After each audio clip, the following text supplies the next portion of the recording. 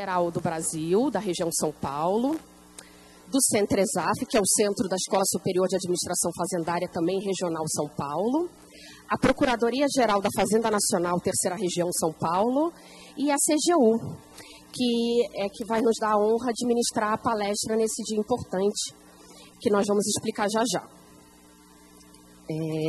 Nós da Educação Fiscal, ao longo do ano, nós ofertamos uma série de ações para sensibilização da função socioeconômica do tributo, para facilitar o cumprimento das obrigações tributárias pelo contribuinte e para incentivar o acompanhamento pela sociedade da aplicação dos recursos, da participação social, do controle social.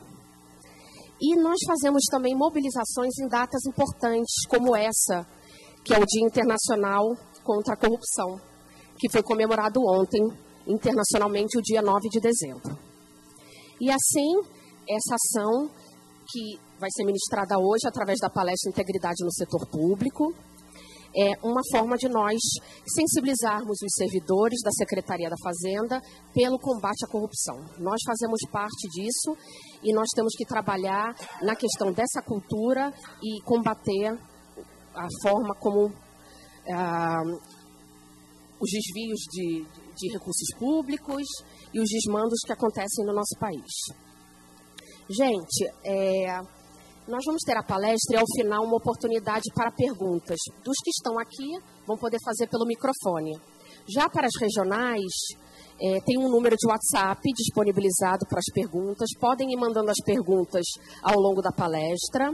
É o 11 99625 4380. Vou repetir. 11 99625 4380. Ao longo da... vai aparecer na tela também das regionais, mas vai, né? Mas já fica aí anotado para quem quiser ir já deixando suas perguntas. Então, gente, é com muita honra que eu convido para ministrar a palestra Integridade no Setor Público, Márcio Aurélio Sobral, coordenador do Núcleo de Ações de Ouvidoria e Prevenção da Corrupção da Controladoria Geral da União Regional de São Paulo. Ele é coordenador dos projetos da CGU relacionados à integridade dos setores público e privado, à implementação da lei anticorrupção, à transparência e acesso à informação pública no Estado de São Paulo. Seja bem-vindo, Márcio.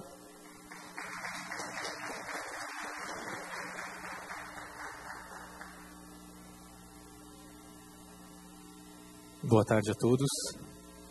Boa tarde ao pessoal que está vendo aí por videoconferência. Como a Magda acabou de falar, eu vou tratar com vocês, e aí, especialmente, a temática de integridade, que a gente pode pensar de antemão, que é o inverso, que é o lado oposto da corrupção.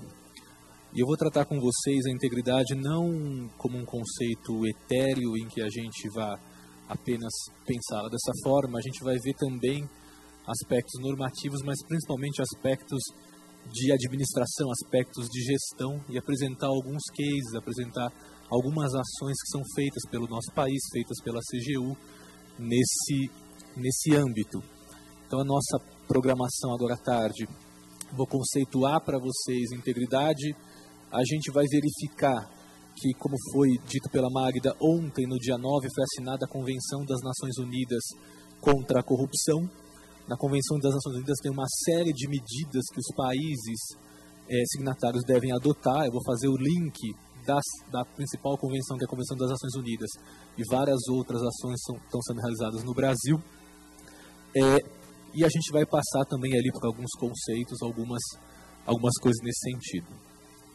Para a gente começar, eu gostaria que a gente observasse aqui o conceito da OCDE do que é integridade. Então, integridade pública, alinhamento consistente, aderência a valores éticos compartilhados, princípios e normas para garantir e priorizar os interesses públicos sobre os interesses privados.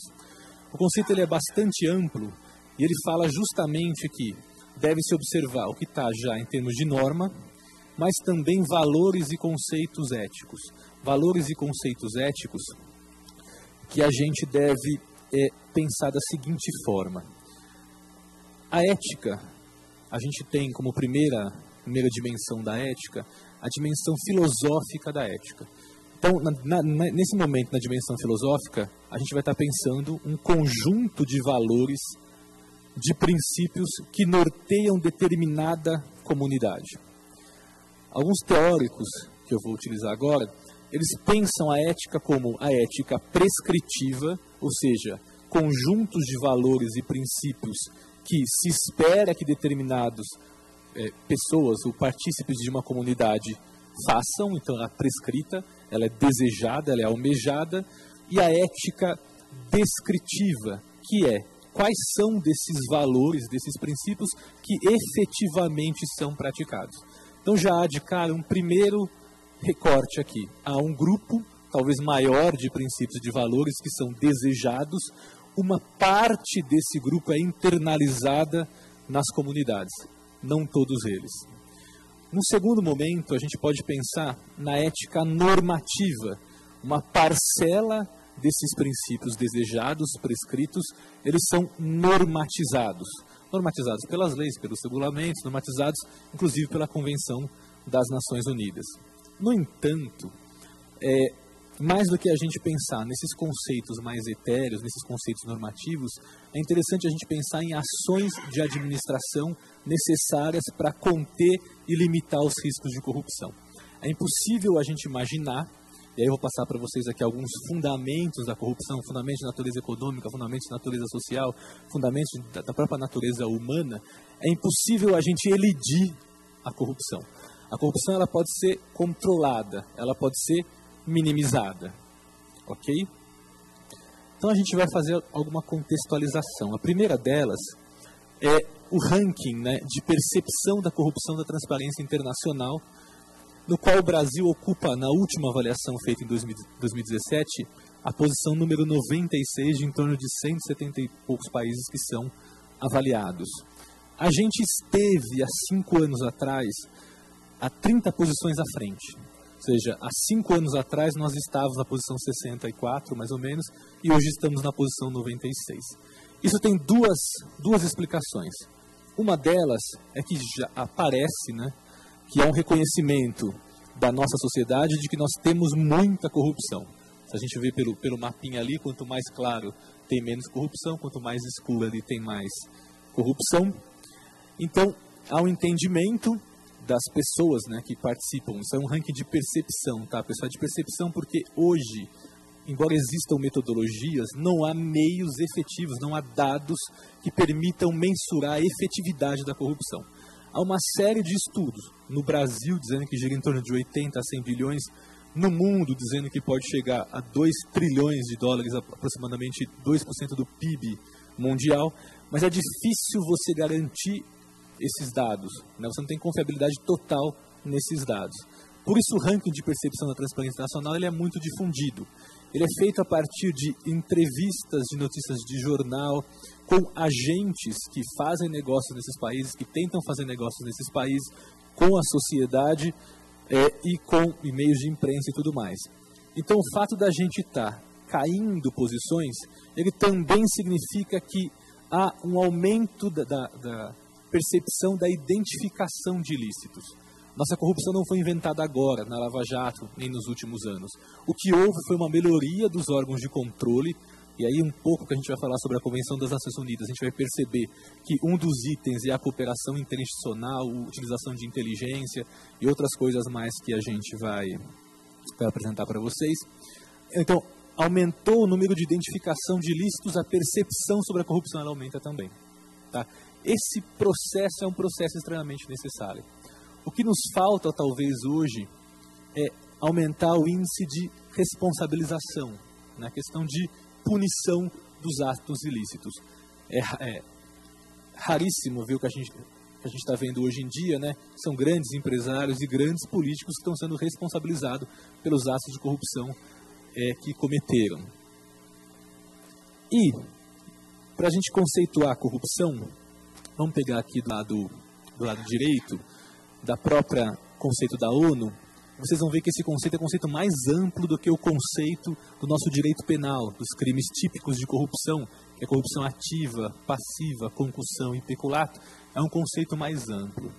O conceito de corrupção é amplo, incluindo as práticas de suborno, de propina, a fraude, a apropriação indébita ou qualquer outro desvio de recursos por parte do funcionário público. Além disso, pode envolver casos de nepotismo, extorsão, tráfico de influência, utilização de informação privilegiada para fins pessoais e a compra e venda de sentenças judiciais. Destaco as questões de nepotismo, uso de informação privilegiada, conflito de interesses, que não são tipificados no nosso ordenamento jurídico como crimes, como ilícitos passíveis de pena privativa de liberdade, mas de outro tipo de responsabilização, né? E nós não tínhamos, até algumas alterações normativas recentes, muito recentes mesmo, de 2013 para cá, a gente passou a tipificar ao menos como ilícito de natureza administrativa, ok? Enquanto outros países já qualificam isso como ilícito de natureza penal, ok? Como eu disse para vocês, a corrupção não é um fator isolado. É multifatorial. Existem muitos fatores que contribuem para o cometimento de atos de corrupção. Portanto, as medidas de contenção da corrupção também deverão ser medidas de natureza multifatorial, de resposta a essas medidas, esses fundamentos de corrupção. Então, a gente pode ter alguns fenômenos de natureza política. Um deles, por exemplo, é a insuficiência de serviços públicos. Então, quando a gente vive num ambiente em que os serviços públicos não têm oferta para garantir o atendimento a 100% das pessoas que necessitam daquele tipo de serviço, abre um espaço, uma oportunidade para barganha, para venda dos serviços públicos, para o oferecimento através de algum tipo de contrapartida. Então, a insuficiência é um dos fatores, ele não explica a corrupção, mas ele é um dos fatores que contribui para os processos de corrupção. O segundo deles é a simetria de representação. Nós somos um país plural, um país com vários segmentos sociais, mas se nós olharmos ali com um olhar muito crítico sobre os nossos poderes instituídos, peguemos, por exemplo, o nosso Congresso Nacional, a gente vai observar que os segmentos sociais que estão lá têm uma representação nos parlamentares numa proporção muito diferente do que eles são de fato na sociedade. Vamos pensar, por exemplo, os ruralistas, né? Os ruralistas, eles representam, na atual conjuntura, não sei, na próxima legislatura que vem logo, daqui a um mês e pouco, eles representam em torno de 1/3 do Congresso Nacional, são produtores rurais, né? Você tem bancadas evangélicas, você tem outras bancadas de empresários, outras representações que não guardam mínima proporção. É difícil você ter uma proporção exata, não existe aqui, não existe em nenhum outro país do mundo, uma simetria, uma proporcionalidade de representação, mas no nosso país isso é muito agravado. Nós temos alguns segmentos específicos que detêm um controle e um poder muito maior do que sua representação na sociedade. E essa concentração de poder faz com que eles tomem decisões exclusivamente, ou muitas decisões, para os seus próprios interesses em detrimento dos interesses da coletividade. Decisões também que fomentam, que geram, que são de fato atos de corrupção. Ok? Então, um segundo fator possível é essa assimetria representacional que a gente tem. O terceiro caso, que é uma visão dos liberais, é o excesso de burocracia e intervenção estatal na economia. Então, se eu tenho o Estado permeando e tomando decisões, regulando e controlando vários setores, vários daqueles crimes que a gente colocou ali são crimes da relação público-privada, né?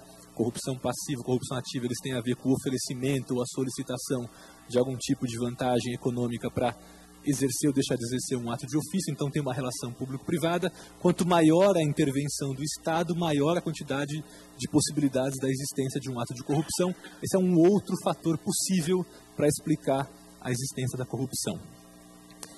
Outra possibilidade, né, outro fator, é um meio de obtenção de maioria. Quaisquer regimes democráticos, o nosso país é um país democrático de direito, há uma dificuldade da obtenção para aprovação de projetos. Isso se faz com maiorias nos congressos, nos poderes legislativos. E, não só no Brasil, em vários outros lugares, é necessário cooptar essa maioria.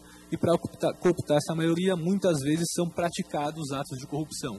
No nosso país isso é muito claro, né? A gente tem centrão, fisiológico, a gente tem uma série de conformações políticas, isso está muito evidente para a gente. Né? Feito em larga escala no nosso país. né? As emendas parlamentares, os cargos e tudo mais. Você pode não comprar o apoio diretamente com recursos, como na época do mensalão, né, do crime de corrupção chamado de mensalão, mas você pode cooptar com a entrega de cargos, cooptar com emendas parlamentares, cooptar de outras formas, e por trás disso você tem ali o cometimento de atos de corrupção, né? Você tem a possibilidade de cometimento de atos de corrupção. A outra possibilidade como fenômeno político é a concentração de poder em regimes autoritários. Sempre que você não tem uma divisão de poderes, uma concentração de poderes, você cria um ambiente mais favorável ao abuso de autoridade, ao abuso de poder e o cometimento de atos de corrupção também. Esses são só alguns dos principais exemplos, tá, de possibilidades ensejadoras aí de atos de corrupção. Como fenômenos sociais, né? Você tem a condição social do agente corrupto, do agente fraudador.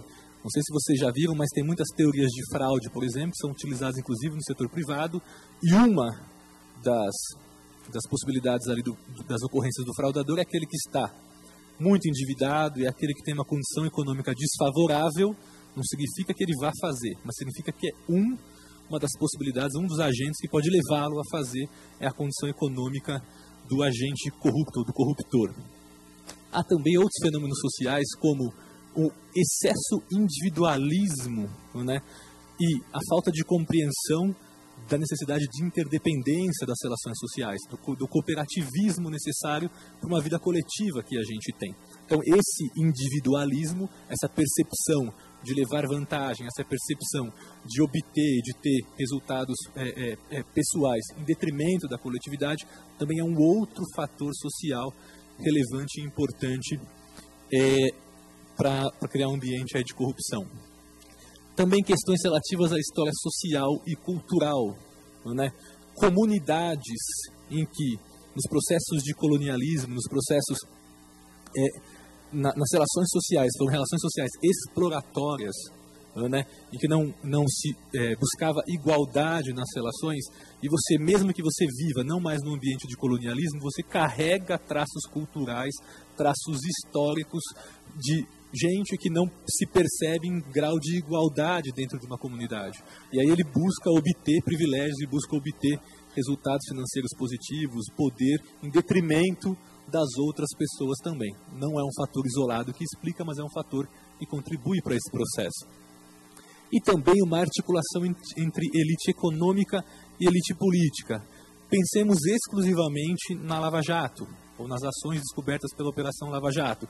São agentes de elite econômica que estão se articulando com agentes do alto escalão político para obter várias vantagens, né? Obter um mercado fechado, um mercado não concorrencial, obter vantagem política pelo financiamento de campanhas, por propina e tudo mais, obter contratos com a administração pública, ou seja, todos os tipos de atos de corrupção praticados a partir dessa articulação política-econômica, né? A gente tem, vocês que trabalham aí na área tributária, a gente tem sempre essa discussão, né? Por que, por exemplo, os tributos incidem muito sobre consumo e não incidem sobre renda e patrimônio? Porque eles não são progressivos, se a Constituição diz que eles são progressivos. Você tem uma articulação entre a elite econômica e a elite política que, na verdade, diz: nós não vamos fazer tributos, não vamos fazer alterações que nos tributem. Nós vamos colocar a maioria dos tributos aqueles que a gente pode repercutir para o consumidor, repercutir para a classe média, repercutir para aqueles que têm formalização do trabalho ou formalização das relações comerciais. Não vamos incidir os tributos sobre nós mesmos. Então, essa é uma forma que não está tipificada no nosso ordenamento jurídico como corrupção, mas é uma demonstração de articulação entre poder econômico e poder político para favorecimento próprio nessas duas esferas. Okay? Na verdade, há vários momentos que é uma confusão, você não sabe qual é o limite da atuação econômica, qual é o limite da atuação política de determinados agentes, né? Eles se confundem ali na sua atuação. Outros fatores são os fatores econômicos. Ambiente anticoncorrencial. Eu falei para vocês aqui, e aí uma questão que no nosso país não é considerado ato de corrupção, que é o pagamento de facilitação, ou seja, uma empresa paga, agentes de uma empresa pagam a outros agentes de outra empresa para que eles possam fazer negócios. Se fosse um agente público, nós chamaríamos isso de corrupção, né? Em vários países, a tipificação como delito, você pagar um agente privado pagando outro agente privado para obtenção de negócio, para favorecimento em negócios, né? Em ambientes em que não há concorrência, que determinadas empresas dominam o mercado, porque num ambiente de livre iniciativa, de livre mercado, você teria muito mais concorrência. Havendo mais concorrência, se uma empresa se dispusesse a sempre estar fazendo negócio com base na propina ou no pagamento de facilitação, ela seria uma empresa com menor poder de concorrência, seus preços aumentariam. Se para eu fazer negócio eu preciso sempre pagar, esse valor pago vai ser repercutido no valor final. Então eu teria, em ambientes mais saudáveis, ambientes com concorrência, empresas que adotam esse tipo de prática tendem a desaparecer porque não terão preços competitivos. Em ambientes de baixo nível concorrencial, em setores de monopólio, em mercados fechados, em que a empresa não depende exclusivamente da sua capacidade, do seu produto, da sua gestão para poder fazer negócios, isso ajuda e prospera também o ambiente de corrupção, de pagamento de facilitação. Também foi muito utilizado, né, hoje eu vou explicar para vocês mais para frente, é um reconhecimento do setor econômico de que pagar propina faz mal para a economia, explicarei isso para vocês no momento adequado, mas historicamente foi inclusive defendido por vários teóricos econômicos que fazer o pagamento de propina para agentes públicos em mercados fechados, isso fazia, tirando o seu lado ético desse pagamento, isso fazia com que aumentava a economia global, melhorava o processo econômico global. Então, pagar propina para abrir novos mercados foi, por muito tempo, defendido como algo adequado do ponto de vista econômico, afastando-se ali o aspecto ético. Isso é feito de uma forma muito comum por investidores estrangeiros em países em desenvolvimento, né? Países menos democráticos, não tem tradição de democracia, não tem tradição de transparência, não tem tradição de concorrência. São mercados em que vários investidores estrangeiros historicamente pagaram e pagam propina para a obtenção de negócios nesses países. Alguns dos fatores possíveis ali para cometimento de atos de corrupção. E os últimos aqui são fenômenos de natureza humana, controversos, porque a gente está falando de algo que não é exato, algo que não tem comprovação empírica, mas a gente tem aí um egoísmo inato. Muitos teóricos defendem de que os seres humanos eles são, quando pequenos, egocêntricos, porque não entendem que existe algo além deles, entendem que o mundo gira em torno deles, mais para frente que defendem só os próprios interesses dos seus familiares, dos seus chegados e, em última instância, o seu próprio interesse. Então, que há um egoísmo inato, ganância, ambição, e até a teoria do Thomas Hobbes ali, de que o homem é mau por natureza. Embora eu tenha visto de uma pesquisa que fizeram com bebês, filmavam lá os bebês e colocavam situações em que, para ver se os bebês fariam cooperação com as pessoas. Derrubavam uma coisa ali para ver se o bebê pegava e tal. Aí perceberam que os bebês ali, eles tinham já um sentimento muito pequeno, bebezinhos mesmo, assim, de cooperação. Então eles se preocupavam com a coisa que caiu de alguém, aqueles que já andavam iam lá pegar, sem que ninguém falasse para eles que deveria pegar e dar o objeto para a pessoa.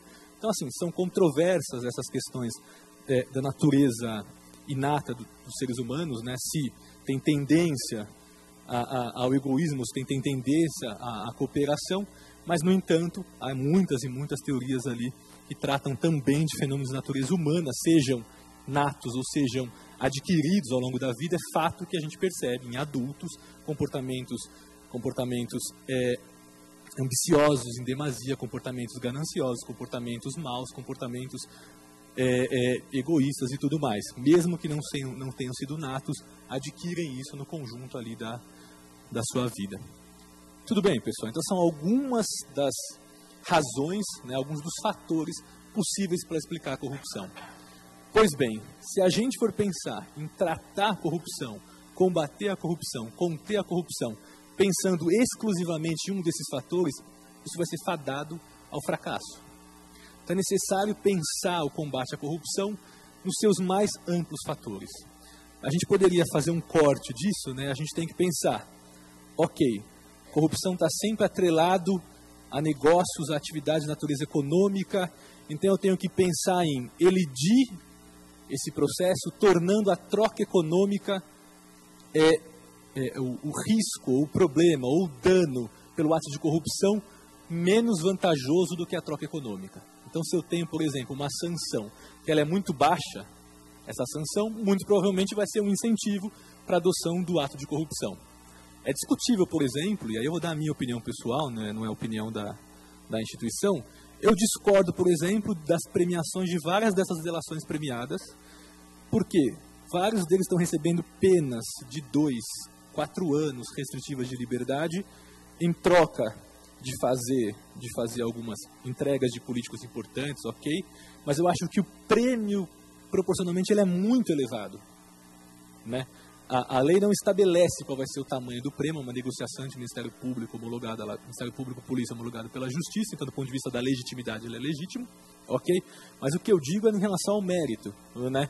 Se esse mesmo comportamento de diminuição de pena, ele for adotado como um paradigma futuro, ele pode incentivar algumas pessoas, empresas e organizações a adotarem posturas corruptas, a rapidamente entregarem lá os políticos ou seus pares que cometeram ato de corrupção, para receber um benefício que, no sopesamento entre o que eles estão recebendo de dinheiro, de corrupção e tudo mais, ser favorável.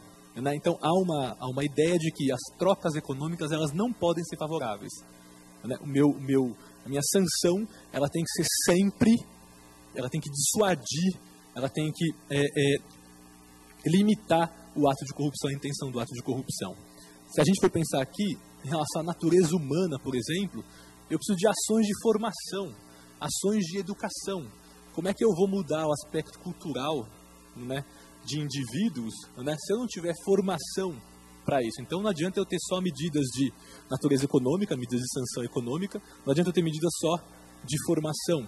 Eu tenho também ali vários aspectos sociais que têm relação com representação, que têm relação com democracia, que têm relação com transparência. Então eu preciso aperfeiçoar os mecanismos de melhoria de representação da sociedade, diminuição dessa assimetria que a gente vê instituída nos nossos poderes. Então, para eu conter vários fatores de corrupção, eu preciso de várias ações contrárias a isso, ações múltiplas de vários fatores. Tudo bem até aqui, pessoal? Ok? E aí a gente tem muitas dessas soluções, digamos assim, pelo menos soluções do ponto de vista teórico, distribuídas em várias convenções que o Brasil é signatário, distribuídas nas nossas leis, né? Algumas delas a gente tem, por exemplo, a Convenção Interamericana contra a Corrupção, da OEA, ela é de 1996. O pessoal, não sei se faz tempo que vocês prestaram um concurso, mas vocês lembram lá que a gente tem que internalizar o nosso direito pátrio, as convenções internacionais, para que elas tenham força legal. Então, assim, você tem o decreto legislativo que internalizou. A Convenção sobre o Combate da Corrupção de Funcionários Públicos Estrangeiros em Transações Comerciais Internacionais, da OCDE de 97, internalizado em 2000. E o objeto aqui principal objeto da nossa palestra dessa tarde, a Convenção das Nações Unidas contra a Corrupção. Ela é de 2003, ela foi assinada na cidade de Mérida, no México, em 9 de dezembro de 2003. Por isso que o dia 9 de dezembro é considerado o Dia Internacional contra a Corrupção. Foi uma das decisões, em torno de 110 países que foram signatários dessa convenção, e acharam por bem marcar uma data internacional de comemoração, que é o dia 9 de dezembro. Ok? O que essa convenção ela vai trazer? Diversas coisas. Não dá para a gente tratar aqui no tempo que a gente tem de todas essas normas. Mas a gente tem o seguinte: os países signatários devem adotar políticas e práticas de prevenção da corrupção. Eu acho que deve gerar em vocês um sentimento, muitas vezes, de indignação, né? Que vocês já têm, enquanto servidores fazendários, lidar com todo um problema de sonegação, de dificuldades para que o dinheiro entre lá nos cofres públicos, e aí você percebe que tem uma perda gigantesca desses recursos por má gestão, uma outra parte perdida por corrupção.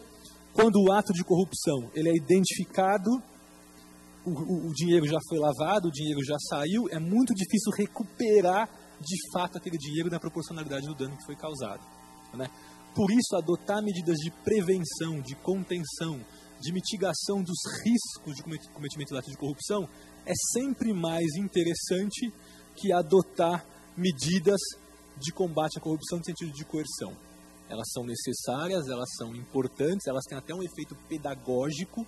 No entanto, do ponto de vista pragmático dos recursos e da necessidade dos recursos que são escassos e insuficientes para o financiamento das políticas públicas, a perda do recurso tem um valor relevante muito grande. Até porque relevante só pode ser muito grande mesmo, é redundante, né? Pois bem, outra medida são órgão ou órgãos de prevenção da corrupção.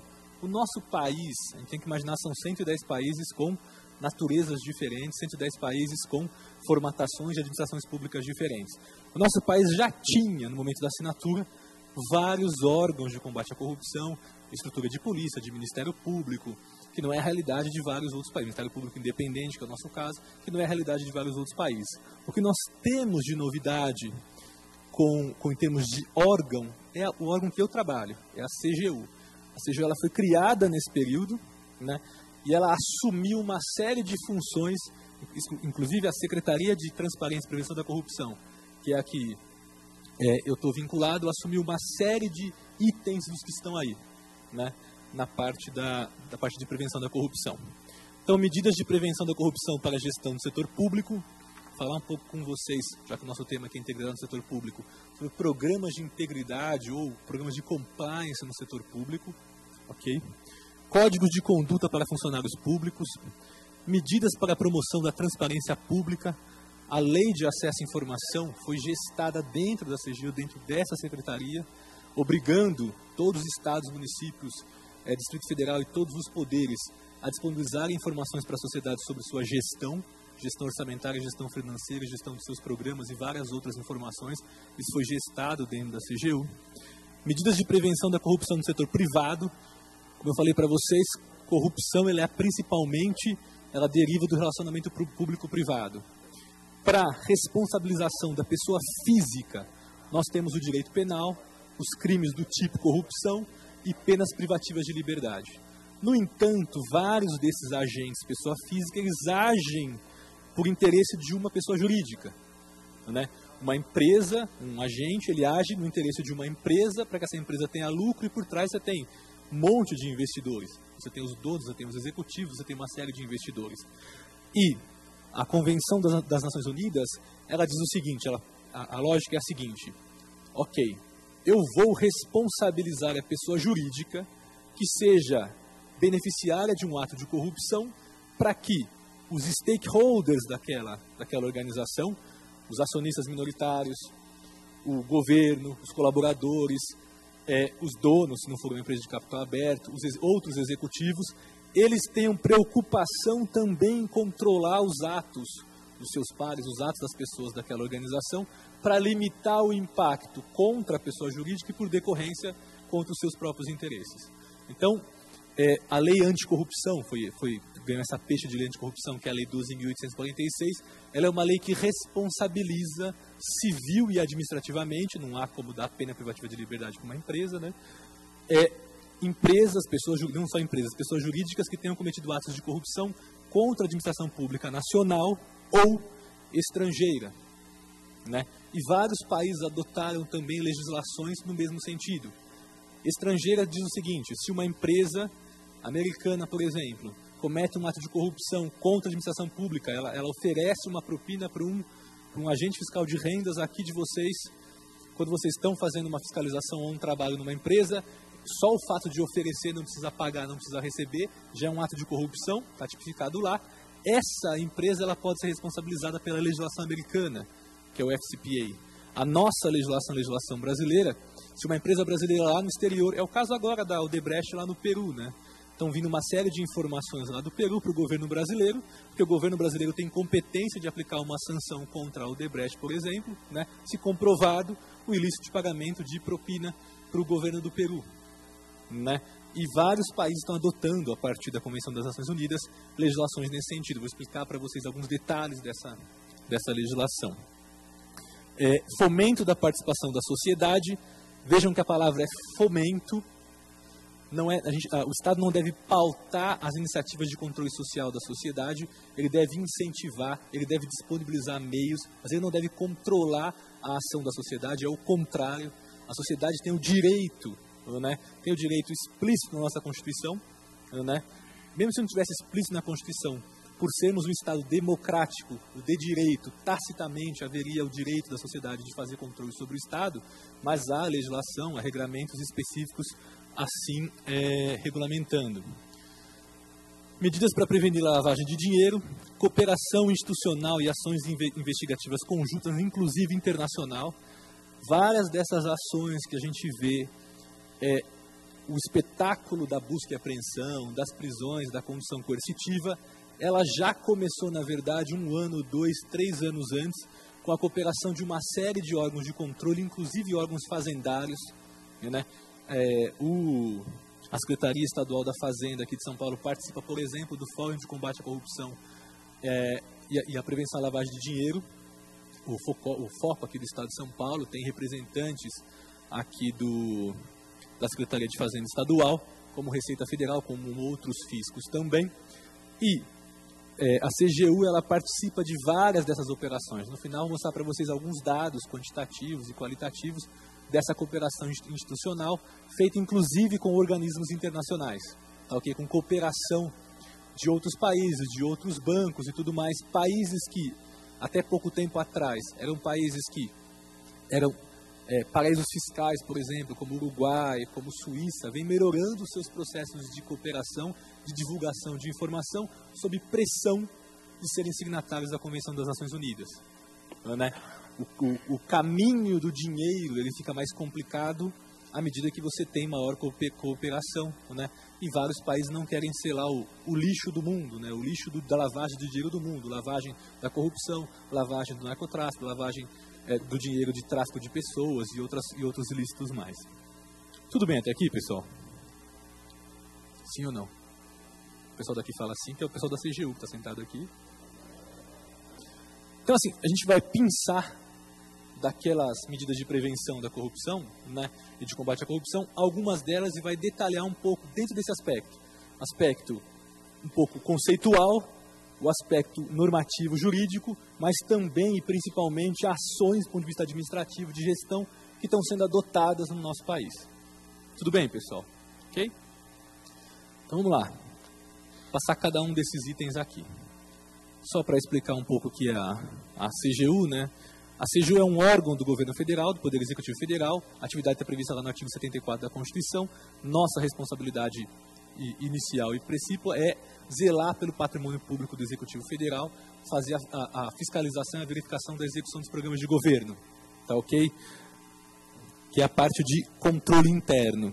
E nós fomos, ao longo do tempo, absorvendo outras funções. A parte de prevenção da corrupção, que tem muito, mas muito a ver com a Convenção das Nações Unidas. Tá? Então, na parte de prevenção da corrupção, a gente ficou responsável por várias ações do ponto de vista normativo. Então, a Lei de Acesso à Informação, a Lei de Conflito de Interesses, a Lei Anticorrupção, vários regulamentos que vieram derivados dessas leis e várias ações que foram também derivadas dessas leis, a gente que cuida dessa política. Somos, por exemplo, o órgão responsável pelo monitoramento e implementação da política de transparência de dados abertos no país. Ok? Somos responsáveis por fazer a avaliação dessas empresas que cometem atos de corrupção no exterior. Então, quem vai fazer eventual aplicação de sanção é a CGU. Os acordos de leniência no âmbito executivo federal é a CGU que é responsável. Então, uma série de ações de administração que são derivadas disso. A outra atividade é a atividade de correição, que é a verificação e o controle da conduta dos servidores públicos do Executivo Federal. Nós temos dados ali em torno de 6.600 servidores públicos que receberam penas de demissão. Né? Se é servidor público efetivo, ele é demitido.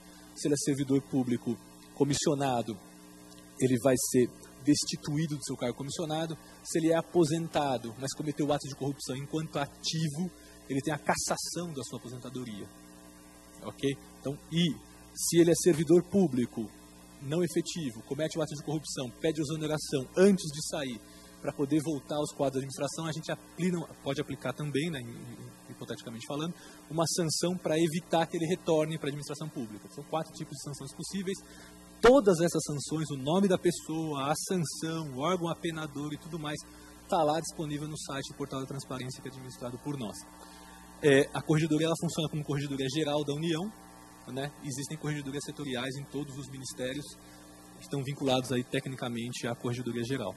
E a ouvidoria também é a Ouvidoria Geral da União, e estão vinculadas a ela quase 400 ouvidorias dos órgãos do Poder Executivo Federal. Então a gente tem essas 4 macrofunções: controle interno, que é a função inicial, as outras que foram incorporadas ao longo do tempo, em especial a parte de prevenção por conta da Convenção das Nações Unidas. A gente tem essa formatação, são 4 secretarias, cada uma para cada uma dessas 4 macrofunções, 26 controladorias regionais, e eu trabalho aqui na Controladoria Regional do Estado de São Paulo. Sou responsável pelo Núcleo de Ações de Ouvidoria e Prevenção da Corrupção. Okay? Transparência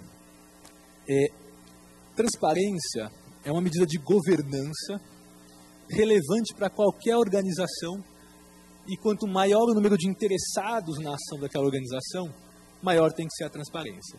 Vamos pensar uma empresa privada que ela precisa alavancar recursos na Bolsa de Valores.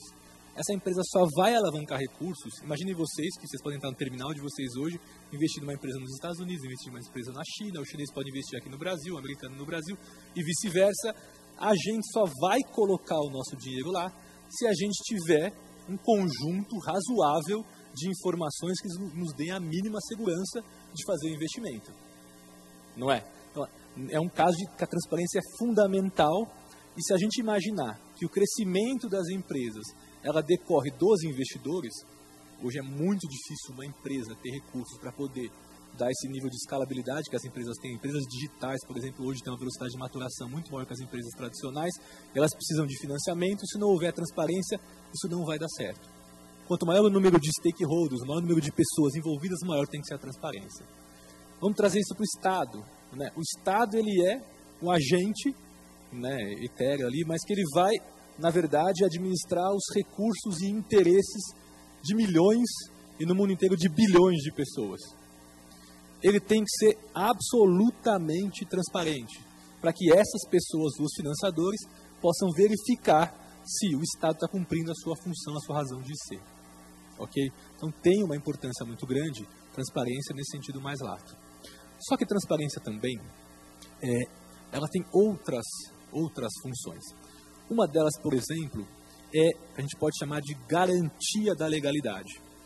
As leis, e a gente no setor público, nós somos agentes públicos, a gente é regido pelo princípio da legalidade, então as leis são lá votadas, em tese elas vão representar os interesses conjugados possíveis ali da sociedade, os interesses plurais da sociedade, só que o momento em que aquela teoria legal, aquela legislação no aspecto formal, no aspecto do ideário da legislação, ela vai se transformar num ato administrativo de fato, que é a aplicabilidade do direito, é possível que, e acontece, a gente sabe disso, haja um distanciamento muito grande entre a aplicabilidade do direito e a legalidade formal. Ok? Como é que eu faço, então, para saber se, no momento que os agentes públicos, e aí vocês não precisam ser formados em direito, não precisam ser operadores do direito, todo agente público é um aplicador do direito. Né? Ele vai ter que entender, interpretar e aplicar. Qual é a garantia que todos vocês aqui fiscais, ou as pessoas que trabalham nos fiscais, no momento que vão emitir um auto de infração, né, de que todos os autos de infração estão seguindo a legalidade formal ou estão seguindo os regulamentos que estão sendo feitos? Isso só é possível se eu tiver transparência do ato administrativo. A informação que, por exemplo, se refere ao contribuinte é protegida por sigilo fiscal. No entanto, os critérios e procedimentos da aplicação do direito que são levados pelos auditores da Receita, do Fisco Municipal, quem quer que seja, ou nós da CGU nas nossas competências, né, só é possível aferir a legalidade, se ela está sendo aplicada, a partir da transparência do ato administrativo. Tudo bem, pessoal? Para que haja justiça, que haja isonomia, para que haja padronização, harmonização e, portanto, segurança jurídica das ações, é necessário dar transparência para o ato administrativo, que é a formalização da legalidade formal. Ok? Então, uma questão importante. Segunda questão importante relativa à transparência. A transparência ela é fundamental para aumentar a quantidade de informações para a sociedade. Informações que a gente utiliza para fazer verificação da ação do Estado. A gente acabou de sair de um processo eleitoral em que houve uma discussão muito grande, um protagonismo das fake news. Né? E para muita gente desavisada ou para muita gente que não tem acesso à informação, né, aquilo foi tomado como verdade. A comunicação horizontal, aquela comunicação que vem dos nossos pares, dos nossos parentes, dos nossos amigos, das pessoas em que a gente já tem uma relação afetuosa, tendem a nos parecer mais verdadeiras do que informações que vêm de terceiros, né? Se eu não tiver transparência, como é que eu vou fazer a aferição concreta e real de que as ações públicas elas foram feitas daquele jeito ou não? Tudo bem? Nós, acontece comigo, deve acontecer isso com vocês, a gente se informa por imprensa, a gente se informa por livros, a gente se informa hoje em dia com internet por blogs e outras coisas, mas quanto maior a quantidade de pessoas que possa ter acesso à informação, em tese ao menos, mais analistas sobre aquela informação vão produzir conteúdos e maior pluralidade de informação a gente vai ter. Então nós não ficaremos reféns de alguns grupos de imprensa, alguns grupos de informação que a gente sabe que tem aí o seu viés político, que tem aí os seus desejos, as suas intenções, né? Então, primeiro, transparência serve para garantir a legalidade, e é necessária a transparência do ato administrativo. Segundo, aumenta o conjunto de informações disponíveis, dando mais pluralidade para a informação, aumentando as fontes de informação, nos permitindo fazer a verificação e a aferição das informações, o cotejamento, a comparação, para que a gente forme a nossa ideologia, para que a gente forme a nossa convicção, para que a gente possa, por exemplo, fazer o nosso juízo sobre os nossos governantes, em quem a gente vai votar, quem a gente vai deixar de votar. Ok? E terceiro aspecto relevante da transparência é que ela é um instrumento fundamental para se fazer controle social. Então entendam o controle social como a sociedade fazendo controle sobre as ações do Estado. Sociedade organizada, sociedade não organizada, sociedade que pode ser inclusive um indivíduo sozinho, ele pode querer fazer controle social. Se ele não tiver informações, se houver uma assimetria de informação entre o Estado, detentor da informação, e a sociedade, muito provavelmente o Estado vai determinar os rumos das decisões políticas, das decisões de investimento, sem participação da sociedade. E ali aqueles vários instrumentos disponíveis para a sociedade, como audiência pública, consulta popular, conferência e várias outras coisas em que, em tese, se busca a participação da sociedade, elas serão inócuas, porque serão fóruns em que os agentes públicos terão informação, as pessoas não terão informação, e aí uma discussão que deveria ser uma discussão equivalente, vai ser um rolo compressor de agentes públicos determinando as decisões sobre as compras públicas, as decisões sobre os programas públicos, sobre as políticas públicas, e vai ser uma mera ficção como hoje já é, né? Alguns de vocês participaram aqui de audiências públicas? Se vocês forem participar, a audiência pública ela é obrigada pela lei de responsabilidade fiscal, a audiência pública para aprovar o orçamento, a audiência pública no executivo, a audiência pública no legislativo. Vão um dia lá.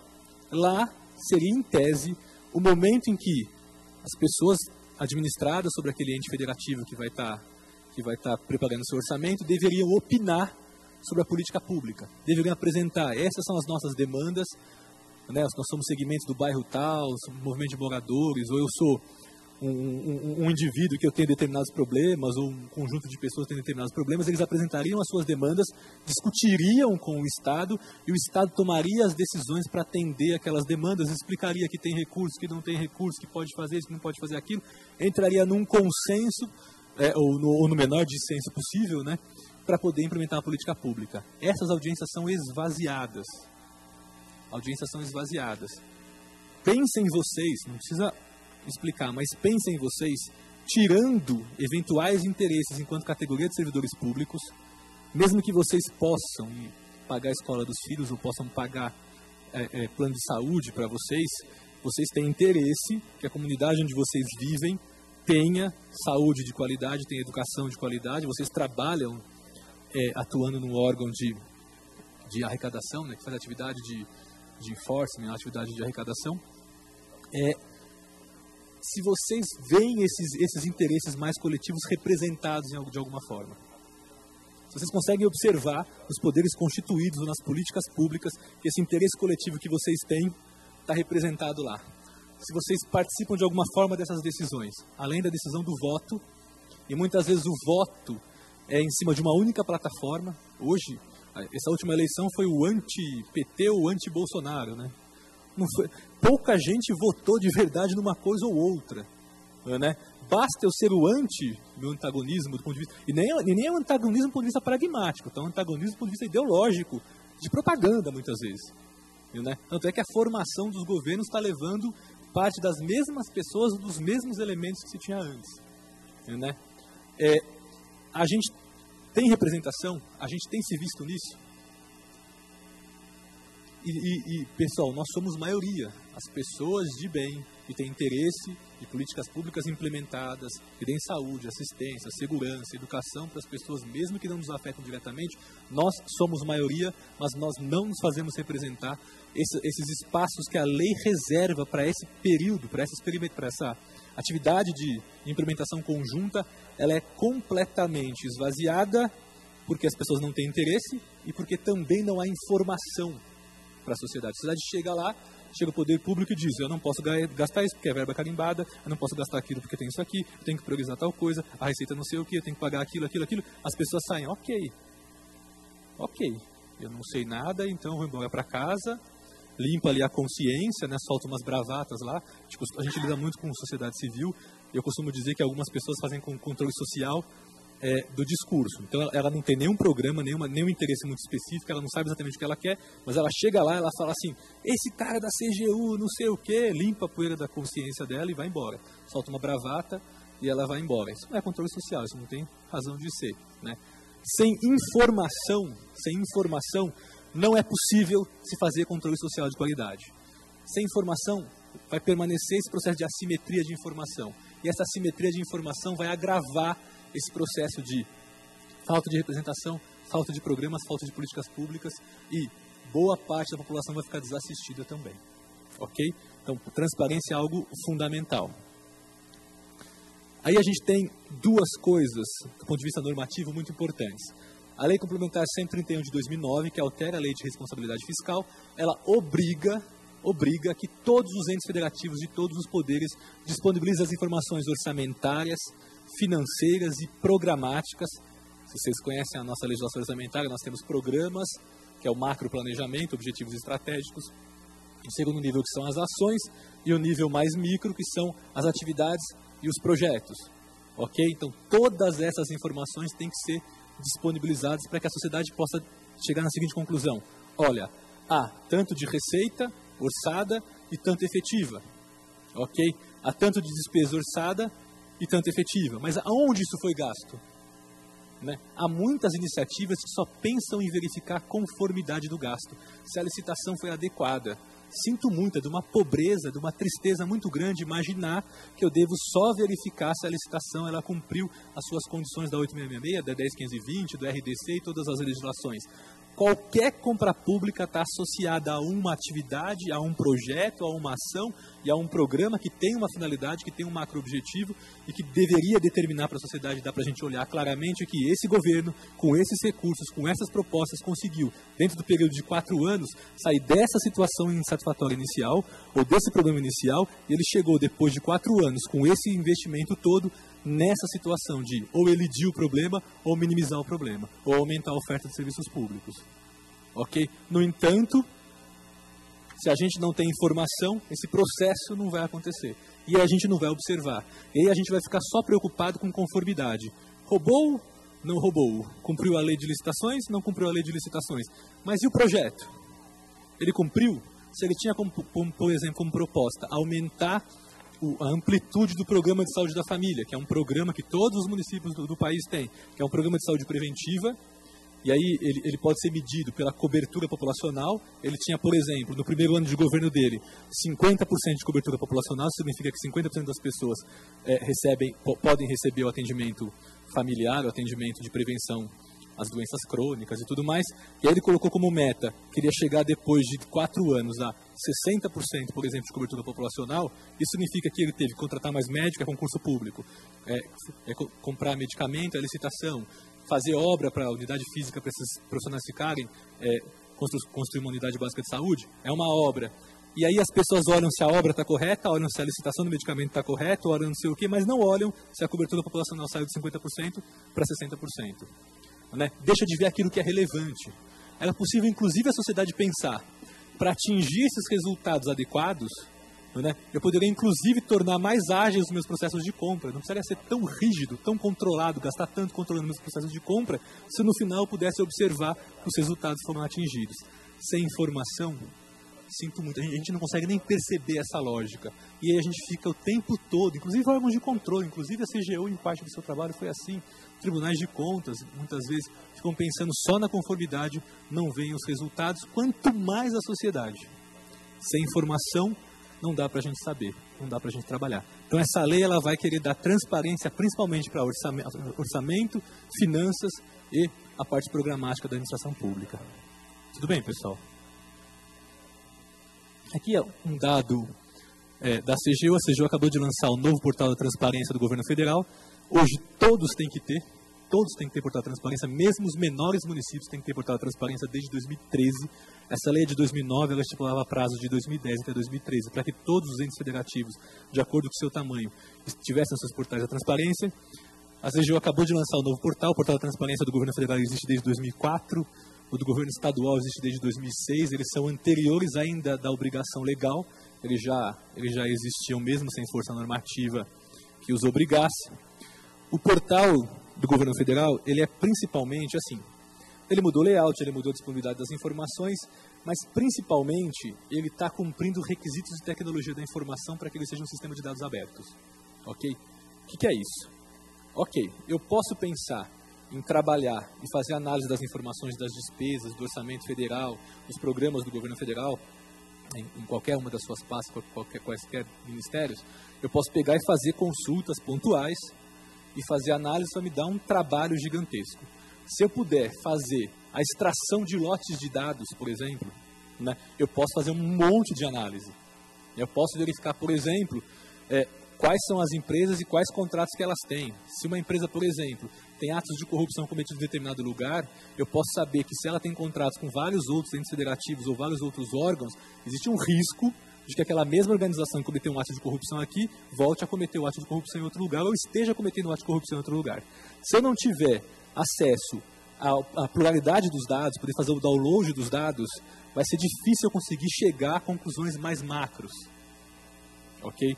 Existem organizações da sociedade civil que fazem análise, por exemplo, das compras públicas. Muitos deles fazem aquele trabalho analítico de formiguinha, um a um e tal, e pegam pequeninos problemas, ou verificam pequeninos problemas. Outros que já têm esse olhar de escala, né, conseguem fazer trabalhos muito bons, trabalhos muito interessantes. Então, o portal da transparência, além de aumentar a disponibilidade de informações, ele cumpre requisitos para que a sociedade possa fazer a extração ou o acesso online mesmo às bases de dados, possa fazer a extração das bases de dados e possa fazer ali um monte de análises que quiser fazer.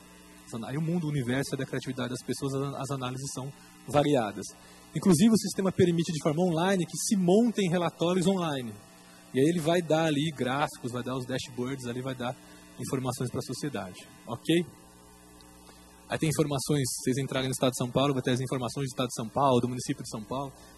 Quem não mora em São Paulo vai ter as informações dos municípios de vocês relativas aos recursos federais transferidos, tá ok? Em relação aos recursos municipais, de gestão municipal, aí tem que ter o seu próprio portal. Em relação aos recursos de natureza estadual, tem que ter o seu próprio portal. As informações devem estar lá. O segundo normativo muito relevante na área de transparência é a Lei de Acesso à Informação, a Lei 12.527, que foi regulamentado no âmbito federal pelo decreto 7724. Vocês têm aqui no estado, não sei de cabeça, mas tem um decreto regulamentador também desta lei. O que diz a lei? Ok, todas as informações orçamentárias, financeiras e programáticas têm que estar no portal e a gente chama de transparência ativa. As informações devem estar pré-disponibilizadas no portal. Quais são as informações? As informações comuns. Todo mundo tem orçamento, todo mundo vai ter finanças, né? Vai ter dinheiro ou não vai ter dinheiro. Todo mundo tem que ter programas pelas nossas leis orçamentárias. Isso que é comum. No entanto, cada órgão vai ter um grupo de informações específicas da sua gestão. Vamos pegar o INPE.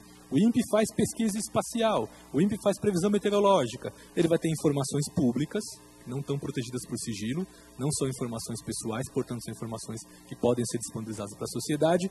Há interesse da sociedade de saber dessas informações? Há, mas no entanto só eles gerem esse tipo de informação. Ok? Então é necessário criar uma sistemática para que essas informações também fossem disponibilizadas. O que a lei diz? A lei diz que informações que são recorrentemente solicitadas devem ser transformadas também como transparência ativa, devem ser disponibilizadas na internet. O resto das informações, que também são públicas, devem ser disponibilizadas. E aí criou uma sistemática que é um espaço chamado Serviço de Informações ao Cidadão. Vocês devem ter um aqui da Fazenda, Serviço de Informações ao Cidadão da Fazenda aqui. E também pela internet, vocês devem ter um sistema de gestão de pedidos dessa informação chamado ESIC, por exemplo, que é o Serviço de Informações ao Cidadão eletrônico, por isso o ESIC, né? Para que as pessoas façam pedidos de informações que são públicas, e essas informações sejam disponibilizadas. Então, essa lei ela vai tratar da organicidade, da organização, para todo o rol de informações que não fazem parte, o rol que não faz parte dessas informações mais comuns que têm que estar pré-disponibilizadas na internet. Ok?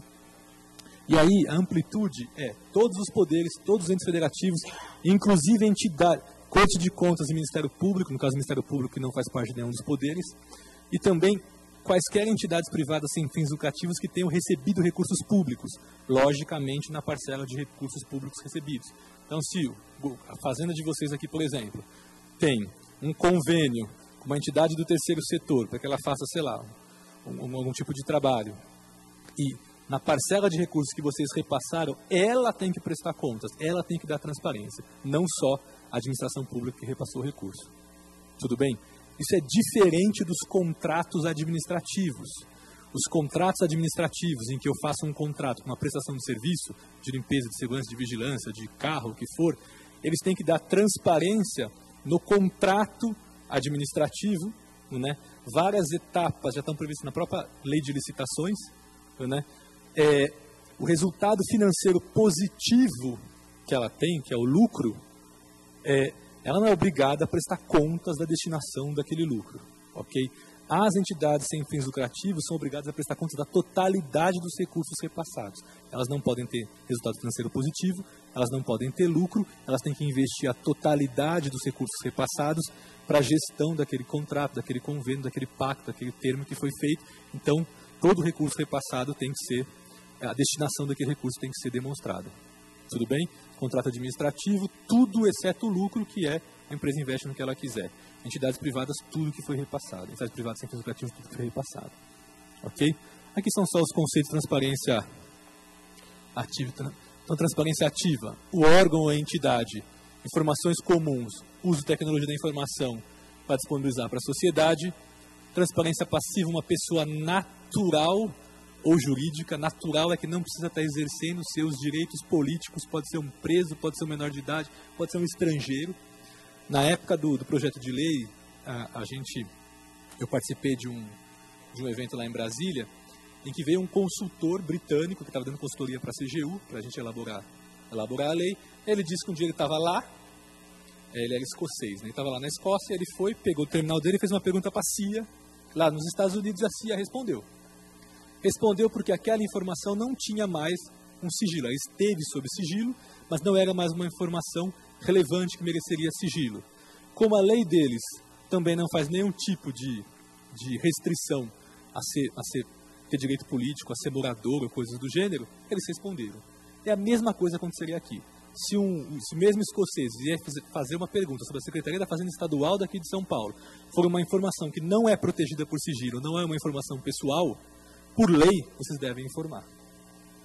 Tudo bem? O sistema federal, por exemplo, quando o pedido é feito pela internet, a gente pede para que a pessoa coloque um documento de identificação, porque a lei fala em pedidos identificados por conta da nossa Constituição, que veda o anonimato nas nossos pedidos, nas nossas pretensões diante do Estado.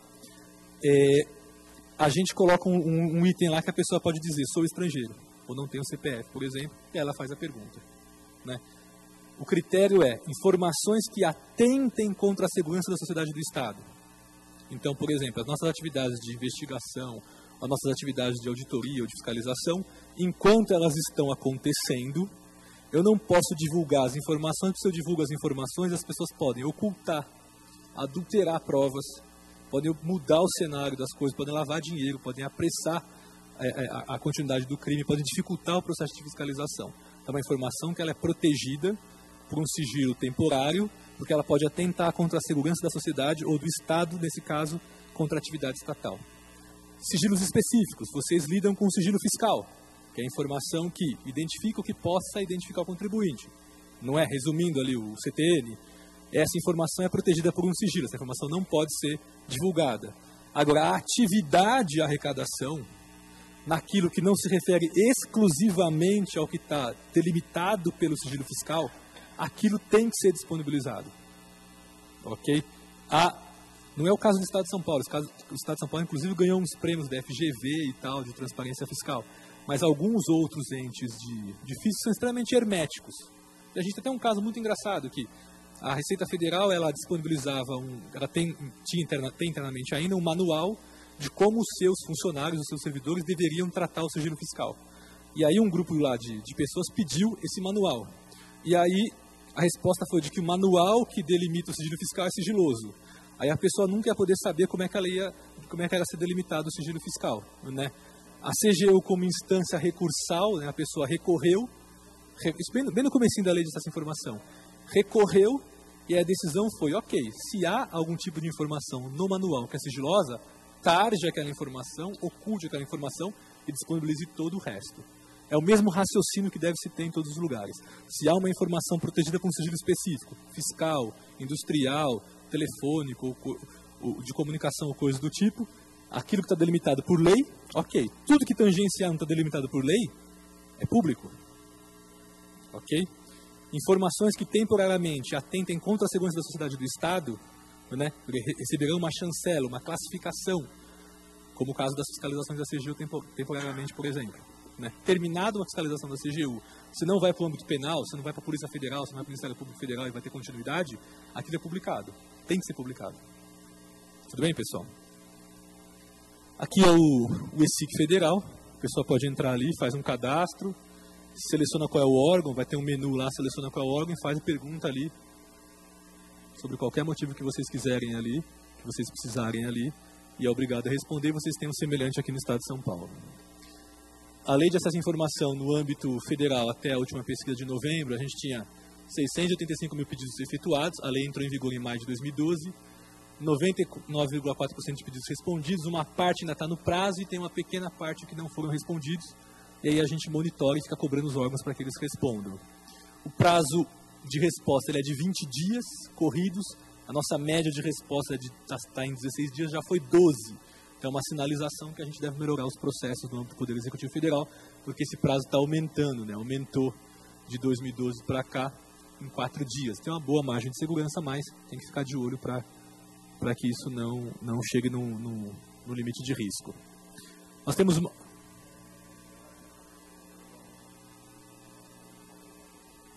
assim, os pedidos eles vieram aumentando, né? Eles têm eu não trouxe o gráfico aqui, mas eles são exponenciais, eles crescem, tá? No entanto, a administração tem que responder, independentemente de ter um aumento de demanda, né? O fato de aumentar a demanda e aumentar o prazo médio significa que a gente tem que estar alerta para melhorar os processos, informatizar o que for possível. Se você pega, por exemplo, vamos imaginar que a Cefaz aqui vive recebendo consultas, eu quero os pareceres jurídicos dos procuradores, por exemplo, em matéria tributária. Aí vocês têm que ficar lá respondendo, pedido por pedido. Bota todos na internet. Fez o parecer, passou pelos critérios de aprovação, é oficial o parecer do procurador aqui do Estado, do procurador aqui do Estado, que trata de matéria tributária, ou entendimento oficial da Cefaz, eu boto lá na internet, para que meu contribuinte, primeiro, saiba como agir, para não incorrer no ilícito, né? E segundo, para tirar demanda que eu vou ter de ficar respondendo pontualmente, cada vez a mesma natureza de pergunta, por exemplo. Então, é uma sinalização que você tem que começar a usar um pouco mais de inteligência para poder responder.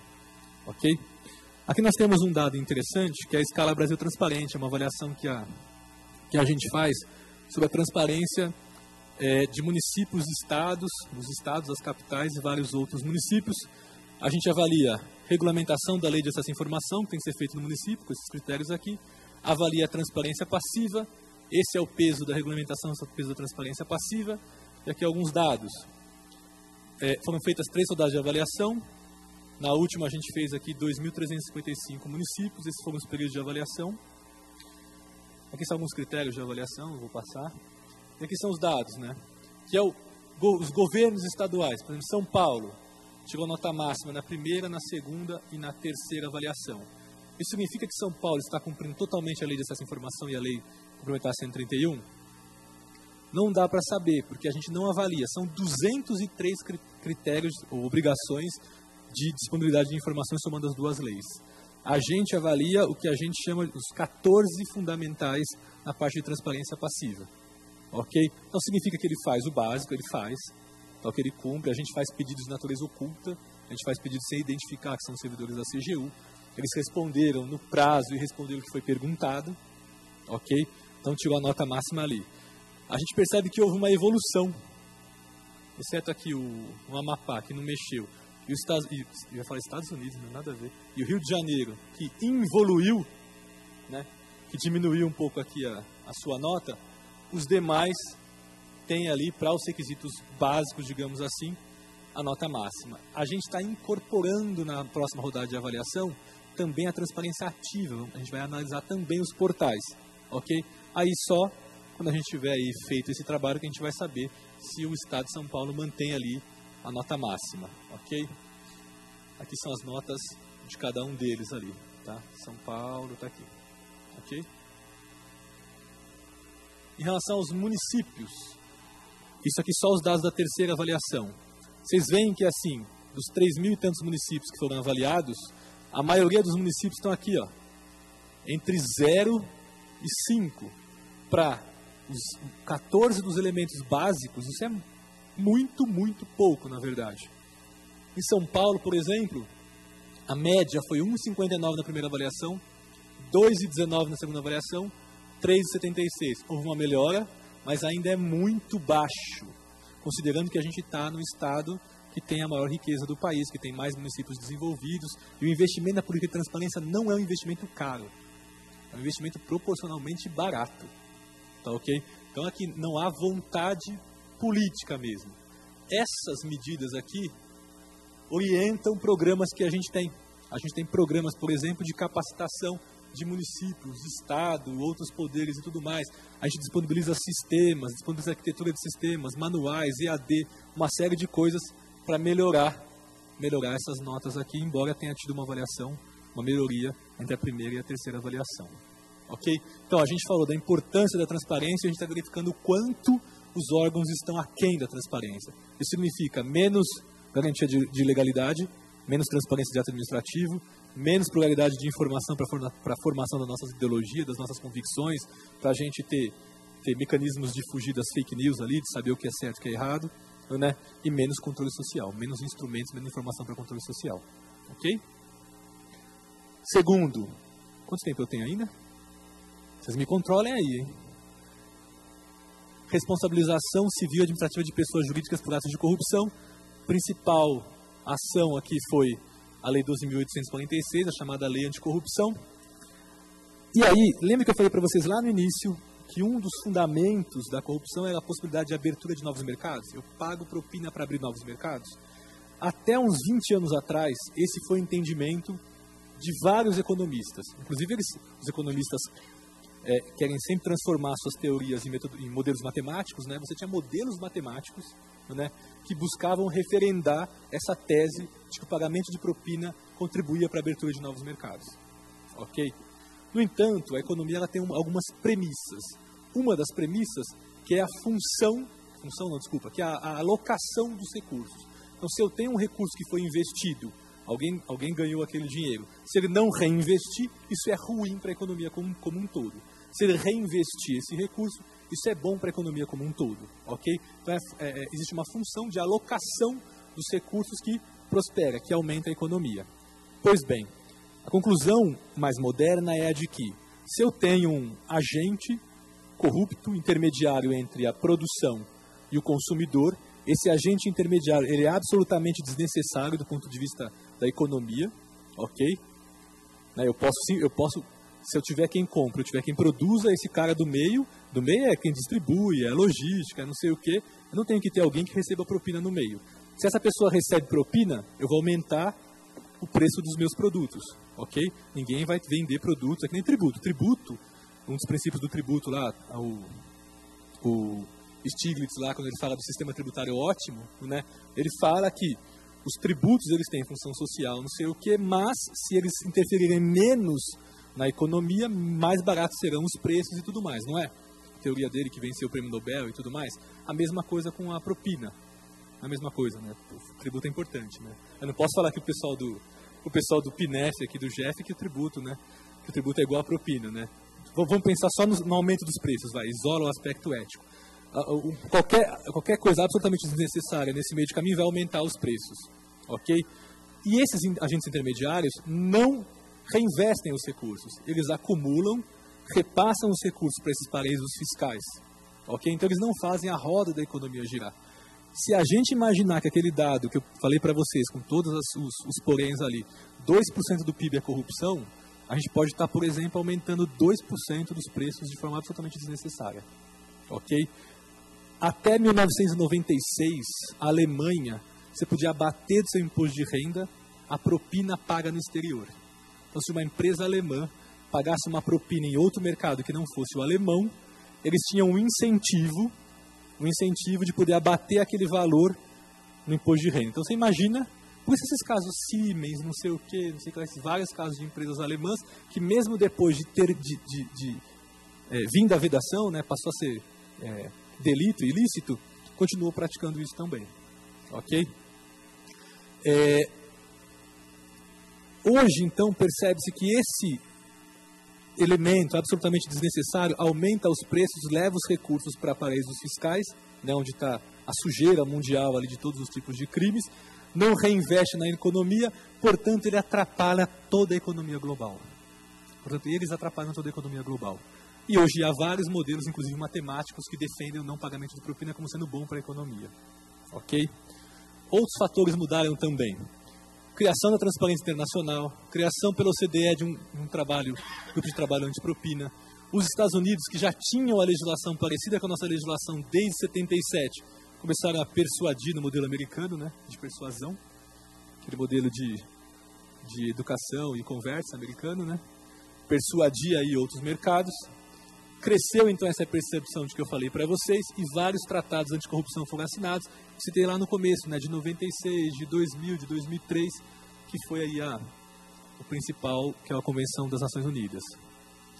Vários países começaram a ter também a sua legislação de corrupção. Itália 2001, Coreia, África do Sul, Chile, o UK Bribery Act do Reino Unido, a França agora em 2016 e o Brasil, a Lei 12.846. O que essas legislações elas têm em comum?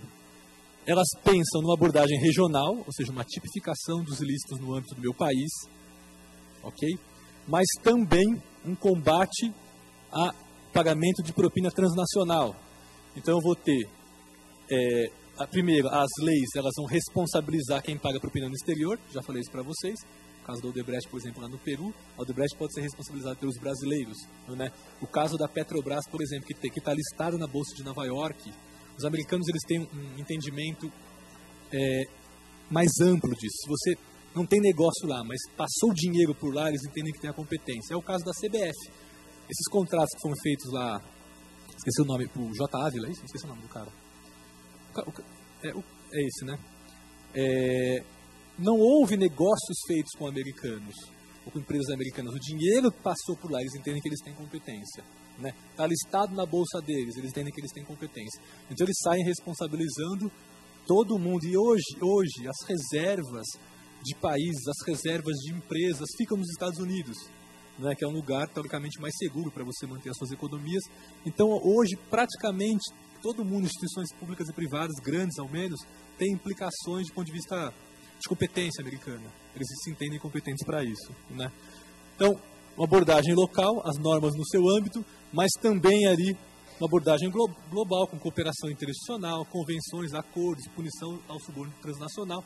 A nossa legislação cumpre todos esses quesitos internacionais aqui. Aqui é o mapa dos países, né? Esses países aqui são os países que têm legislação mais recente. Esses aqui são submetidos ao FCPA ou à legislação britânica, né? Esses aqui, azuisinhos, são signatários da Convenção das Nações Unidas, mas que não implementaram a lei anticorrupção. Esses aqui são os que ou não ratificaram ou não assinaram a Convenção das Nações Unidas. Ok? Então a gente tem um movimento que está em trânsito, está acontecendo nesse momento. Tem países ainda aqui do leste europeu e tudo mais, são países de economia grande, ou que querem se incorporar a economias mais tradicionais, economias maiores, vão ter que fazer essa lição de casa. vão ter que ter também as suas legislações, ok? De países sul-americanos que também não têm, tá? O que essa lei traz como fundamentos mais importantes? Ela traz 3 coisas. Uma super polêmica, que é a responsabilidade objetiva. O âmbito, como eu falei para vocês, não pode ser pena privativa de liberdade, então eu tenho que responsabilizar e sancionar de forma administrativa e civil. E também a extensão dos danos contra a administração pública nacional e estrangeira. Responsabilidade objetiva, sendo bem objetivo. A gente está acostumado a sempre falar de responsabilidade objetiva do Estado, ok? Então, o Estado ele é responsável pelas coisas que são de sua competência ou feitas por seus agentes, ok? Se, por exemplo, acontece alguma coisa aqui, nesse ambiente com um terceiro de vocês, sei lá, ele se machuca, ele escorrega, não sei o quê, ele pode pedir uma indenização para o Estado. O Estado é responsável objetivamente pelas coisas que acontecem dentro dos seus prédios públicos, pelos seus agentes ou que são de sua competência, ok? Então, para o Estado é muito tranquilo, é muito tradicional. Nesse caso específico, a responsabilidade ela é de que a empresa que é beneficiária direta e imediatamente pelo ato de corrupção, independentemente da prova de que o agente que cometeu o ato de corrupção foi a seu mando por ser empregado, por ter um documento formal, um contrato, por ser seu preposto formal. Basta, e ela é responsável objetivamente, se ela foi beneficiária direta e imediatamente pelo ato de corrupção. Isso foi muito batido, porque os juristas brasileiros, eu lembro que na época do projeto de lei, que a gente discutia isso, eu ia nos fóruns discutir não sei o quê, os juristas não aceitavam, porque diziam, mas espera aí, a empresa vai ser responsabilizada por um ato que você não prove o vínculo da empresa com o ato de corrupção, é uma inovação não constitucional, teve toda uma polêmica, uma discussão, mas a gente tem o lado contrário, né? Bastava para a empresa contratar alguém sem vínculo formal, sem contrato, sem ser empregado. Aquela pessoa, um lobista, por exemplo, age em nome da empresa, a empresa recebe o maior benefício do ato de corrupção e ela não é responsável por isso. Toda a sistemática de responsabilizar a pessoa jurídica para ela ser controlada pelos stakeholders, para que os acionistas minoritários, o sistema de governança, não sei o que lá, blá, blá, blá, controle a empresa porque ela não cometa ato de corrupção, estava perdida. Ok? Por isso a responsabilidade objetiva ela foi muito importante. A multa, lembra que eu falei para vocês que não se pode ter uma troca econômica vantajosa? Se for vantajoso, a tendência é que se pratique o ato de corrupção, exceto pessoas, organizações que sejam muito éticas, muito corretas. Tá? Mas do ponto de vista de dissuadir, as multas elas podem ser de 0,1% a 20% do faturamento. Ok? Ela pode ser menor ou maior em função de agravantes ou de atenuantes de comportamento da organização. Se é uma organização que não tem controle interno algum, uma organização que não tem programa de compliance, não tem programa de integridade, uma organização que não tem estruturas de comando que disseminem a cultura de integridade, disseminem a cultura de compliance dentro da sua organização, ela vai ter agravantes de pena. Ok?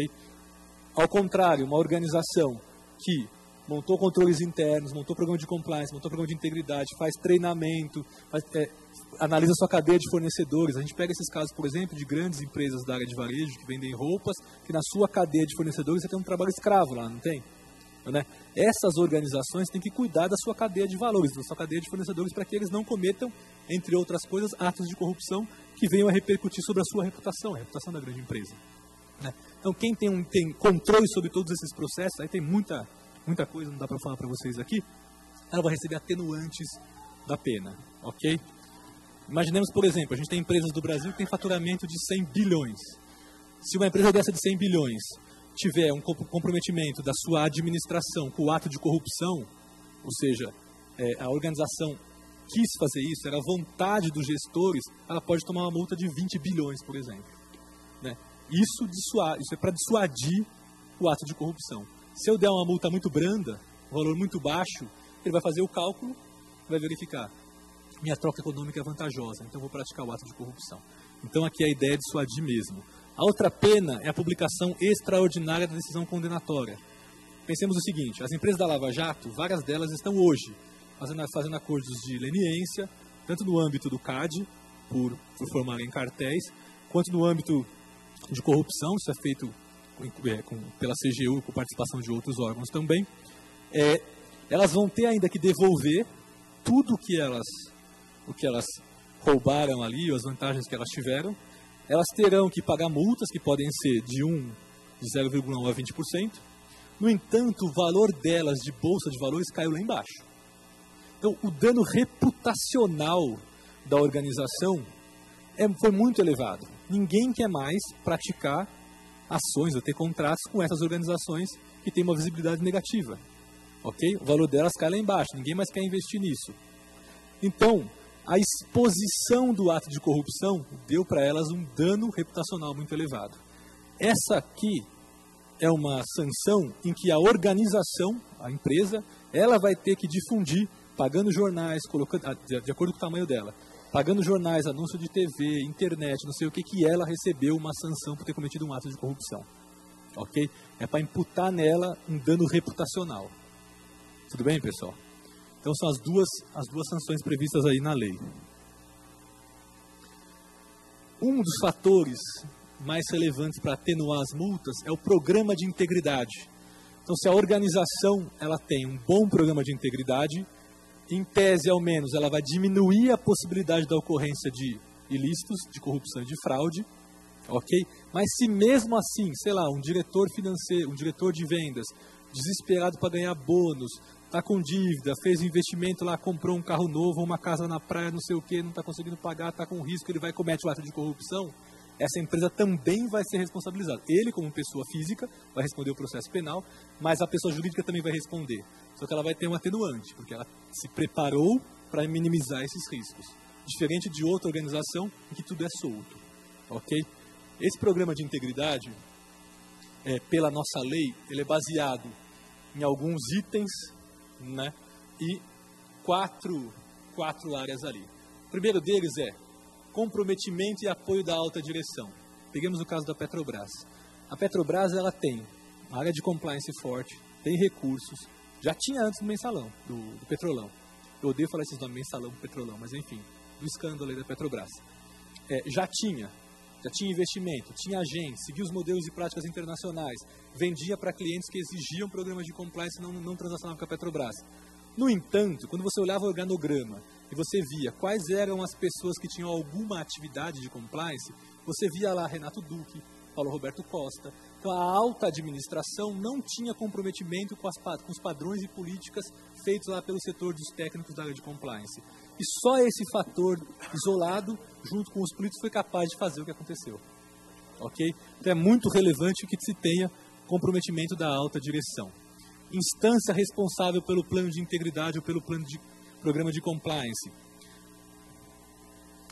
Se uma organização, você imagina, ela é feita de vários setores, se o cara de RH for ele que tiver que pensar no compliance de RH, se o cara de vendas for ele que tem que pensar no compliance de vendas, se o cara de não sei o que for ele que tiver que pensar, eles vão colocar compliance como segundo plano, vão colocar integridade em segundo plano.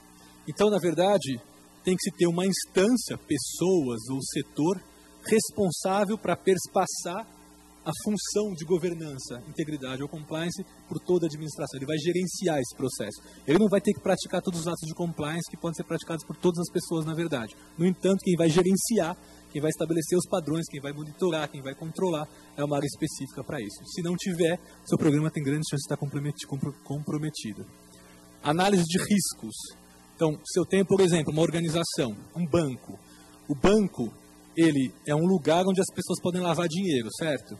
Então, o banco tem por obrigação ter um programa de prevenção à lavagem de dinheiro. Ok? Se é uma construtora que tem 80% do seu faturamento de contratos com a administração pública, ela vai ter que ter uma excelente política anticorrupção, ela vai ter que ter uma excelente política de brindes e patrocínios, ela vai ter que ter uma excelente política de prevenção a reuniões ou coisas do tipo, encontros que o servidor, que os funcionários podem fazer com os servidores da administração pública, né? Ela tem riscos diferentes de uma empresa, por exemplo, que não é um banco, que não tem nenhum contrato com a administração pública, e o seu risco de cometimento de ato de corrupção é, por exemplo, eu preciso ampliar a minha empresa, eu preciso de uma aprovação da prefeitura, e eu posso pagar uma propina ou receber uma proposta de propina para aprovar a minha planta. Então, o meu risco é menor do que o risco de uma empresa que tem muitos contratos com a administração pública ou um banco, por exemplo, que pode ser objeto de lavagem de dinheiro. Essa análise de riscos é que vai determinar onde estão os meus riscos. Eu devo identificar o risco, eu devo classificar o risco. A classificação é qual a probabilidade de ocorrência desse fato. desse fato ilícito e qual o impacto que ele vai gerar, ok? Eu vou ter que adotar medidas de controle ou medidas mitigatórias para conter esse risco, para minimizar ou a probabilidade ou o impacto de ocorrência, e o melhor, os dois, ok? E eu vou monitorar esses meus riscos. E aí o meu programa de compliance, meu programa de integridade, ele vai estar orientado à contenção desses riscos, a minimizar a possibilidade de ocorrência de corrupção ou fraude. Tudo bem, pessoal? Isso aqui, para quem é de controle, é fácil, assim. Não sei se eu consigo ser claro para vocês. Então, eu preciso ter análise de riscos e cada organização ela tem uma história e a fotografia de um momento, que é feita análise de risco, que é feito programa de integridade, pode variar ao longo do tempo. Então, eu preciso monitorar e eu preciso fazer periodicamente novas avaliações de riscos para adaptar o meu programa ao meu novo cenário. Ok? O programa ele vai ter que ter padrões e ética de conduta, políticas e procedimentos, comunicação e treinamento de todas as pessoas envolvidas, canais de recebimento de denúncias, medidas de responsabilização próprias da empresa, podem chegar inclusive a demissão por justa causa, e ações de remediação em caso de cometimento de atos de corrupção ou de fraude. Ok? A CGU, a gente administra esses 2 cadastros aqui. Aqui todas as empresas que receberam algum tipo de sanção com base na lei anticorrupção estão disponíveis aqui, inclusive estados e municípios têm que informar a gente por lei. A lei anticorrupção determinou isso e a gente vai concentrar todos os estados, municípios, DF, União e todos os poderes num único cadastro, para que a sociedade possa verificar isso, para que outras organizações que imponham condutas restritivas de contratação possam saber quais são as empresas que têm essas restrições. Hoje há empresas no mercado que não contratam com outras empresas que estejam nesses cadastros. Então eu tenho uma organização, eu não quero me relacionar com nenhum fornecedor ou parceiro de negócio que tenha algum tipo de sanção porque ela cometeu um ato ilícito passível de responsabilização pela lei anticorrupção, passível de responsabilização pela 8666, passível de responsabilização por cadastro do trabalho escravo ou coisas do gênero. Então ela vai impor restrições, ela precisa saber quais são essas organizações. A gente concentra, no caso das responsabilizadas pelas leis de licitações e pela lei anticorrupção, nesses cadastros aqui. Ok? Terceiro item, eu vou acelerar aqui, conflito de interesses. Essa lei ela não tem abrangência sobre estados e municípios, então vocês não estão submetidos a isso. Ok? É uma lei que ela regulamenta as situações em que o servidor público ele tem restrições de agir. Por quê? Porque ou para exercer uma atividade privada, uma consultoria, por exemplo, um servidor público do âmbito federal da Receita não poderia estar trabalhando numa empresa de planejamento tributário, por exemplo. Né? Mesmo que ele vai estar tratando lá não de evasão fiscal, tratando de elisão fiscal. Mas a própria Receita tem políticas anti-elisivas. Então há uma flagrante situação de conflito de interesse. Uma pessoa que, por exemplo, faz parte da comissão de licitação, é o pregoeiro, ele não pode tomar decisão sobre uma empresa, por exemplo, que é dele, né, que ele é sócio, que a esposa dele trabalha, que o filho dele trabalha, porque há um nítido conflito de interesses. O que essa lei faz é regulamentar esse processo todo. Ok? Ela tem medidas de prevenção. O servidor de boa-fé pode consultar o próprio órgão e o órgão vai dizer, essa atividade que você pretende exercer, ou que você está exercendo, configura ou não um conflito de interesses. Se ele discordar, ele pode recorrer a nós da CGU, que a gente vai dar a palavra final nesse processo. Ok? E depois, se ele tiver adequado, ele pode exercer atividade privada. E também medidas de repressão. Né? Isso, toda a teoria internacional fala em prevenção e repressão. Aquele agente público que tiver numa situação de conflito de interesse, ele pode receber sanções de natureza administrativa. Vocês lembram lá atrás que eu falei que o conceito da OCDE, o conceito das Nações Unidas de corrupção, envolvia também o uso de informação privilegiada e tudo mais? Em alguns países isso é um ilícito de natureza penal. No nosso país é um ilícito de natureza administrativa. Ok? Mas ao menos a gente fez a regulamentação disso. São alguns dos itens, né? Uso de informação privilegiada, relação de negócio com pessoa física ou jurídica que tenha interesse na sua decisão, atividade privada incompatível com cargo, atuar como intermediário junto à administração, praticar ato em benefício de pessoa jurídica em que participe como servidor ou um parente, receber presente de quem tem interesse em decisão que você vai adotar, prestar serviço a pessoa jurídica sob regulação do mesmo órgão que você atua. Ok? Aqui é um sistema eletrônico de prevenção de conflito de interesses, que a pessoa entra lá, faz o login e tal, e faz a sua consulta ou pede a sua autorização para trabalhar. O órgão responde, se ele não concordar, ele pode recorrer e a gente dá a palavra final nisso. quarto item, fomenta o controle da participação social e educação cidadã. Lembra que eu falei que a convenção fala em fomentar, nunca pautar a sociedade. Não cabe ao Estado determinar como o controle social vai ser executado, cabe à organização ou a um indivíduo fazer como ele acha que ele deve fazer, logicamente respeitando os outros princípios constitucionais, os princípios de razoabilidade e tudo mais. Aqui outra convenção, a Interamericana contra a Corrupção, também fala disso. Os países signatários eles devem adotar mecanismos para estimular a participação da sociedade civil e de organizações não governamentais nos esforços para prevenir a corrupção.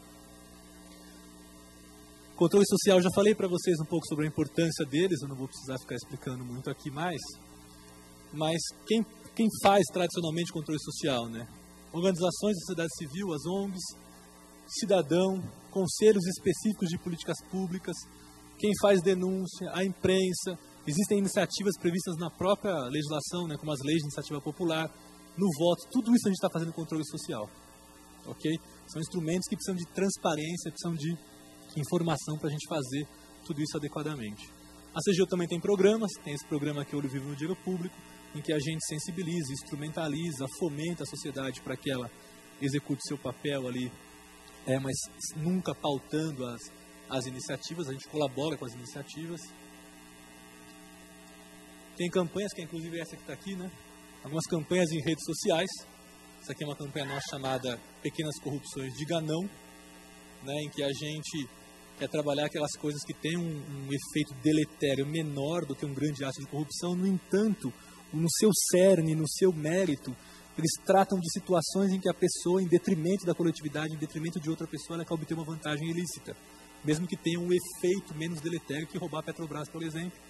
Mas a gente tem lá comprar produto falsificado, falsificar carteirinha de estudante, tentar subornar um guarda, apresentar atestado médico falso, bater ponto pelo colega, furar a fila, colar na prova, ok? São coisas que você vê, né? Quantos de vocês foram assediados aqui colassem na prova? Eu perguntei quantos foram assediados, não perguntei quantos colaram na prova. Vejam a nuance da pergunta, né? Quantos foram, já que vocês estão todo mundo inteligente, aqui é aquele aluno CDF, né? Quantos foram cutucados assim, dá sua prova, qual é a resposta, né? Era uma coisa que feita em larga escala, não concorda, né? Mas você vai estar, na verdade, tendo uma nota que não é a demonstração do seu conhecimento, né? No mérito, no extrato fino da avaliação, algo parecido com você, considerado logicamente a diferença do efeito deletério, né? Ou você cometer um ato de corrupção maior, ok? A gente tem também, por exemplo, lembra que eu falei para vocês que medidas que têm a ver com natureza humana, é difícil combater com outras medidas que não sejam medidas de formação, medidas de educação, né? A CGU não é responsável pela educação, a educação é do MEC, é da Secretaria de Educação, né? Que tem também, que ensinam valores sociais para as crianças, né? Isso é muito importante, é muito relevante. Nós temos ali algumas pequenas ações para contribuir nesse processo. Uma delas é que é o programa Um por Todos e Todos por Um pela Ética e pela Cidadania, que é uma parceria entre CGU e CGU e o Instituto Maurício de Souza, que usa ali as personagens da Turma da Mônica, né, em um ambiente lúdico, em um material que as crianças e os professores vão aplicando, os pais podem participar, tem uma série de ações ali para promover. Nós temos esses números até o ano passado, os números desse ano ainda não foram totalmente fechados, tá ok? E a gente digitalizou, está digitalizando, então hoje eles ainda são materiais físicos, por isso a gente não consegue dar tanta escala. Agora a gente digitalizou em parceria com o Instituto Maurício de Souza, o MEC está avalizando isso, a gente está fazendo uma série de parcerias para poder ampliar aí o acesso a esse programa. Nós temos um concurso de desenho e redação também, com esses números aqui, os dados do concurso de 2018, que acabou de sair o resultado. A gente usou o tema Ser Honesto é Legal.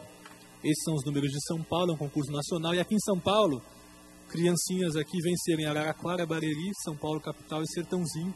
Foram alguns dos vencedores aqui do estado de São Paulo e participaram da edição desse ano aqui. Esse material a gente cede para quem quiser fazer, inclusive numa escola privada dos filhos de vocês, alguma coisa do tipo, quiser fazer aqui o Um por Todos aqui, por exemplo. A gente assina um termo de adesão à escola, a gente cede o material gráfico, a escola pode imprimir, pode aplicar. Isso tem sido feito em escolas do SESI, tem sido feito em outras escolas particulares também, não só na rede pública, ok? Na parte de integridade do setor público ou de compliance do setor público, a gente tem hoje, principalmente, algumas alterações de natureza normativa, né? As principais delas são um decreto presidencial do final do ano passado, 9.203, que obriga que todos os órgãos do Poder Executivo Federal tenham ações de governança que cumpram algumas funções, dentre elas a função de integridade. Ok? Temos a INCGU, Ministério do Planejamento, 1 de 2016, que obriga a criação de plano de riscos, dentre eles o plano de riscos de integridade e um comitê de governança dos riscos de integridade. E por último, a portaria CGU 1089 de 2018, que obriga que todos os órgãos tenham programas de integridade. Ok? Que é uma das atividades relevantes para você tentar minimizar o risco de ocorrência de fraude e de corrupção nesses órgãos federais. Ok? Não vou entrar no mérito aqui de discuti-los, né?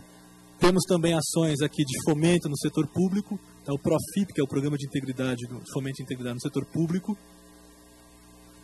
Fizemos aqui a avaliação de integridade de várias empresas para fazer um mapeamento de qual estágio que essas empresas estavam. Imaginem o estágio que essas empresas estavam em termos de integridade de compliance, não tinham nada, exceto organizações que já transacionavam no exterior ou transacionavam com outras empresas que determinavam e obrigavam a ter programas de compliance, programas de integridade. Temos esse programa aqui também, que é o Proética, que é um incentivo para que as empresas apresentem os seus programas de integridade. Os auditores da CGU, as pessoas da CGU fazem uma avaliação dos programas das empresas do setor privado, os grandes bancos, as grandes construtoras, as grandes empresas brasileiras e estrangeiras que atuam no Brasil. A gente faz a avaliação e as empresas que tiverem programas de compliance robustos recebem a possibilidade de estarem dentro desse cadastro Proética. É um incentivo à adoção de medidas de integridade pelo setor privado. A ideia não é expor as empresas que não são aprovadas negativamente. A ideia é expor aquelas que têm programas de integridade e aí elas fazem um uso comercial disso, de divulgação da parte reputacional positiva para a organização. Temos alguns dados, né? Aqui a primeira edição, 97 empresas fizeram o cadastro no sistema, 56 se submeteram, 33 foram avaliadas porque essas daqui não cumpriram alguns critérios objetivos, 19 passaram. Vocês veem que tem um aumento exponencial, no entanto, o número de aprovadas é linear. A gente está agora aberto o edital para a edição, agora vai ser bianual, a edição 18-19. A gente imagina continuar o crescimento aqui. Esperamos que mais empresas tenham, aumente aqui um pouco esse dado, mais empresas tenham adotado programas de compliance. Então, quando a gente fala de compliance, a gente pode imaginar que o setor público está muito atrasado. Ele está atrasado em relação a algumas empresas, porque boa parte do setor privado não tem. A Lava Jato, a lei anticorrupção brasileira, estão dando um impulso nisso gigantesco. Tanto é que no mercado não tem profissionais de compliance para dar conta de tanta demanda que está tendo. Tem caras executivos que saem do lugar e vai ganhar milhões aqui, vai para outro ganhar milhões lá, porque está, na verdade, chamando profissionais porque não tem ali no mercado. Então aqui é um programa muito interessante que a gente tem. Hoje de manhã eu estava no Pacto Global da ONU, justamente falando sobre o programa Proética para alguns compliance officers que estavam lá. Proética é mais voltado para empresas grandes, porque o nível de exigência que ele tem de práticas, procedimentos e políticas, ele é grande, mas a gente tem para pequenos negócios também o programa Empresa Íntegra, em parceria com o Sebrae. Temos também aqui parceria com o Alliance, que é uma entidade do governo alemão que financia projetos de integridade no país.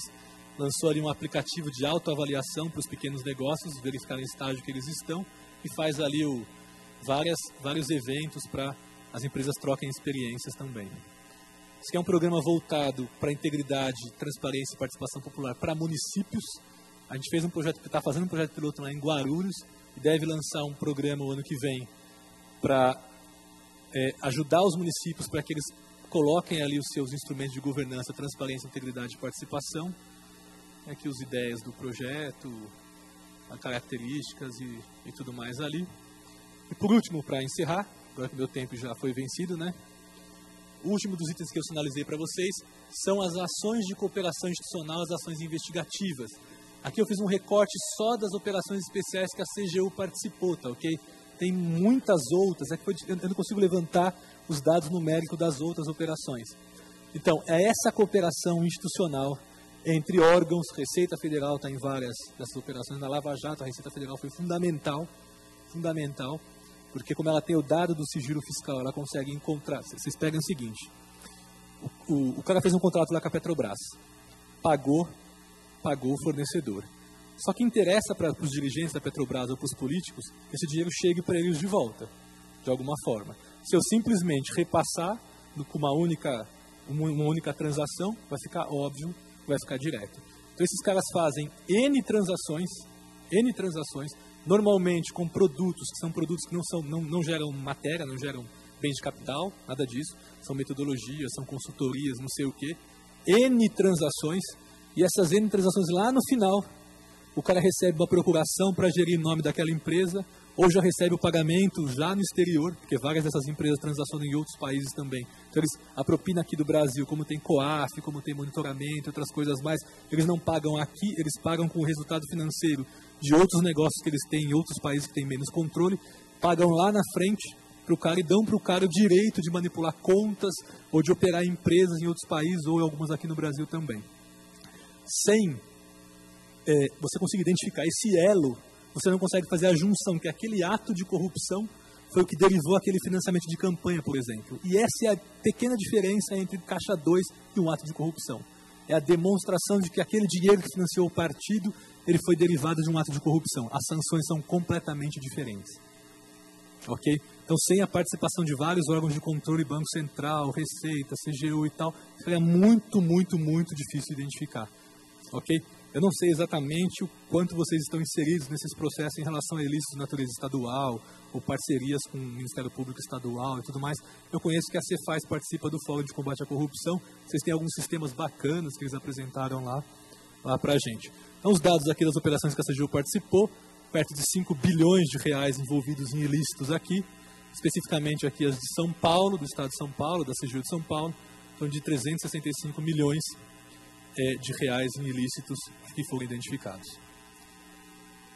Como diz aqui o juiz Luz Brandes, né, o melhor desinfetante é a luz do sol, trazendo para o nosso contexto, para a gente elidir o ato de corrupção, um ambiente hermético, fechado, em que os agentes públicos pratiquem os seus atos sem transparência, ele é muito mais propício ao ato de corrupção do que um ambiente em que os atos sejam transparentes, fiscalizados, acessíveis para a sociedade. Quanto mais olhos, né, de agentes públicos honestos e corretos, de órgãos de controle e principalmente da sociedade, a gente vai conseguir limitar e minimizar esse quadro tão insatisfatório, né, que a gente vive, né, e vocês vão ver o produto da arrecadação do trabalho suado de vocês ter a destinação adequada. Nós veremos, já que a gente tem a função de avaliar os programas de governo que atinjam os seus resultados efetivos e que diminuam ao menos o sofrimento de uma população que não é a população que vive aqui, que está no ar-condicionado aqui, que trabalha aqui no centro de São Paulo, que pode ganhar uma remuneração razoável, que digna ao menos, é quem ganha lá. Eu estava lendo que 1/3 da população brasileira ganha menos de um salário mínimo. Né? O salário mínimo é 900 e poucos reais. Eles ganham em torno de 700 e poucos reais em média, esse 1/3 da população brasileira ali. Trabalho informal, ou seja, não estão recolhendo para aposentadoria, não estão nada. E se a gente não mudar esse quadro, o impacto de todo esse processo de corrupção, o impacto de todo esse processo de má gestão, ele vai desencadear em ricos que não fizeram absolutamente nada, numa meritocracia alguma para enriquecer, e uma legião de pobres que vão sofrer todo esse processo. É isso aí, pessoal.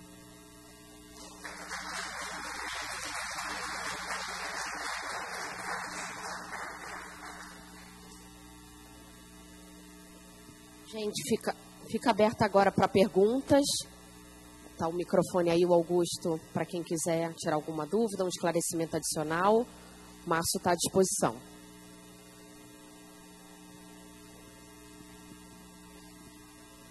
Márcio, na sua apresentação, você mostrou um gráfico que fala sobre uma estimativa de 2% do PIB mundial, né, como o valor estimado para a corrupção. No caso do Brasil, você tem esse percentual estimado também, não? Assim, tem alguns estudos variados, né, de 80 a 100 bilhões de reais, alguns estudos que foram apresentados. Mas como eu disse para vocês, assim, o complicado disso é que você não consegue garantir a fidedignidade do dado, né? Eles estimam isso em função de práticas que estão sendo feitas, em função de lava-jato, de percentuais, eles replicam isso sobre outros negócios e chegam nesses percentuais. Mas o que eu levanto, por exemplo, vocês pegam a parte de de sonegação, né? Aquele dado do sonegômetro lá da PGFN fala em 400 bilhões, né? No entanto, muitas vezes a sociedade e a imprensa e tudo mais, eles estão olhando só para o dado do recurso que foi perdido lá com atos de corrupção. E muitas vezes não estão nem pensando no que nem entrou e não entrou derivado de atos de sonegação, de atos de corrupção, e tudo mais, né? Então, assim, vocês que são do fisco, eu faria o máximo que eu pudesse para expandir, para propagandear, porque a gente fica... Tudo bem, a corrupção tem todo um efeito deletério, todo um efeito de caráter moral envolvido, está por trás dele, que enoja a população, digamos assim. Mas ele enoja também porque ele é massificado pela imprensa, ele é batido, e as pessoas começam a perceber o quanto aquilo é ruim. A sonegação não tem esse mesmo efeito, né? Embora ela deixe de levar recursos públicos para a sociedade, tem o mesmo efeito de não ter política pública no final, né? Ela é mais aceita, a sonegação, né? Ela é mais praticada no varejo, digamos assim, do que a corrupção, porque o profissional liberal que não recolhe, que não emite nota, o outro não sei o que, outro não sei o que, é um pouco mais internalizado na sociedade. No entanto, o efeito deletério ele é o mesmo ali. Então, assim, não dá para precisar, inclusive aquele número é estimativo, tá ok? Por isso o ranking da Transparência Internacional com a percepção fica mais claro. Os critérios são a percepção da corrupção. E naquilo demonstra bem claro, se a gente olhar de volta os países lá, a gente vai ver que os países que têm IDH maior, eu não trouxe aqui, mas eu costumo traçar um paralelo entre países de IDH maior e os países do ranking da Transparência Internacional de Corrupção. Você vê uma coincidência em quem tem mais liberdade econômica, quem tem mais IDH, menos corrupção, e quem tem mais corrupção, menor IDH, não sei o quê. Então, não dá para você dizer que a corrupção é o único fator que interfere no IDH, mas é um dos fatores que interfere também em diminuição da qualidade de vida da população. Okay?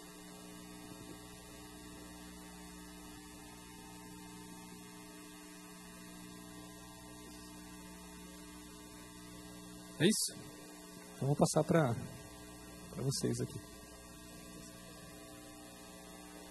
Então, mais uma vez, gostaria de agradecer a presença de todos, aos servidores que estão nos assistindo também nas regionais por videoconferência, e que, caso vocês queiram mais informações, vocês podem entrar em contato com o Centro de Educação Fiscal, que coordena o GFSP, o Grupo de Educação Fiscal Estadual de São Paulo, e nós vamos programar para o ano que vem uma série de outras ações voltadas para o servidor público, o servidor fazendário, para que vocês possam conhecer um pouco mais do programa, as nossas frentes de trabalho.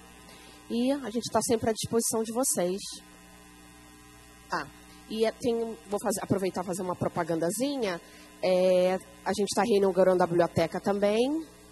E está tendo uma série de eventos de hoje até quarta-feira. Daqui a pouco tem uma palestra sobre blockchain, às 4h30. Então, quem estiver interessado, também está convidado a participar. Então, mais uma vez, gostaria de agradecer, Márcio, a sua presença, essa palestra muito importante sobre a integridade no setor público, para que nós entendamos a participação, o papel de todos nós nessa engrenagem toda do combate à corrupção.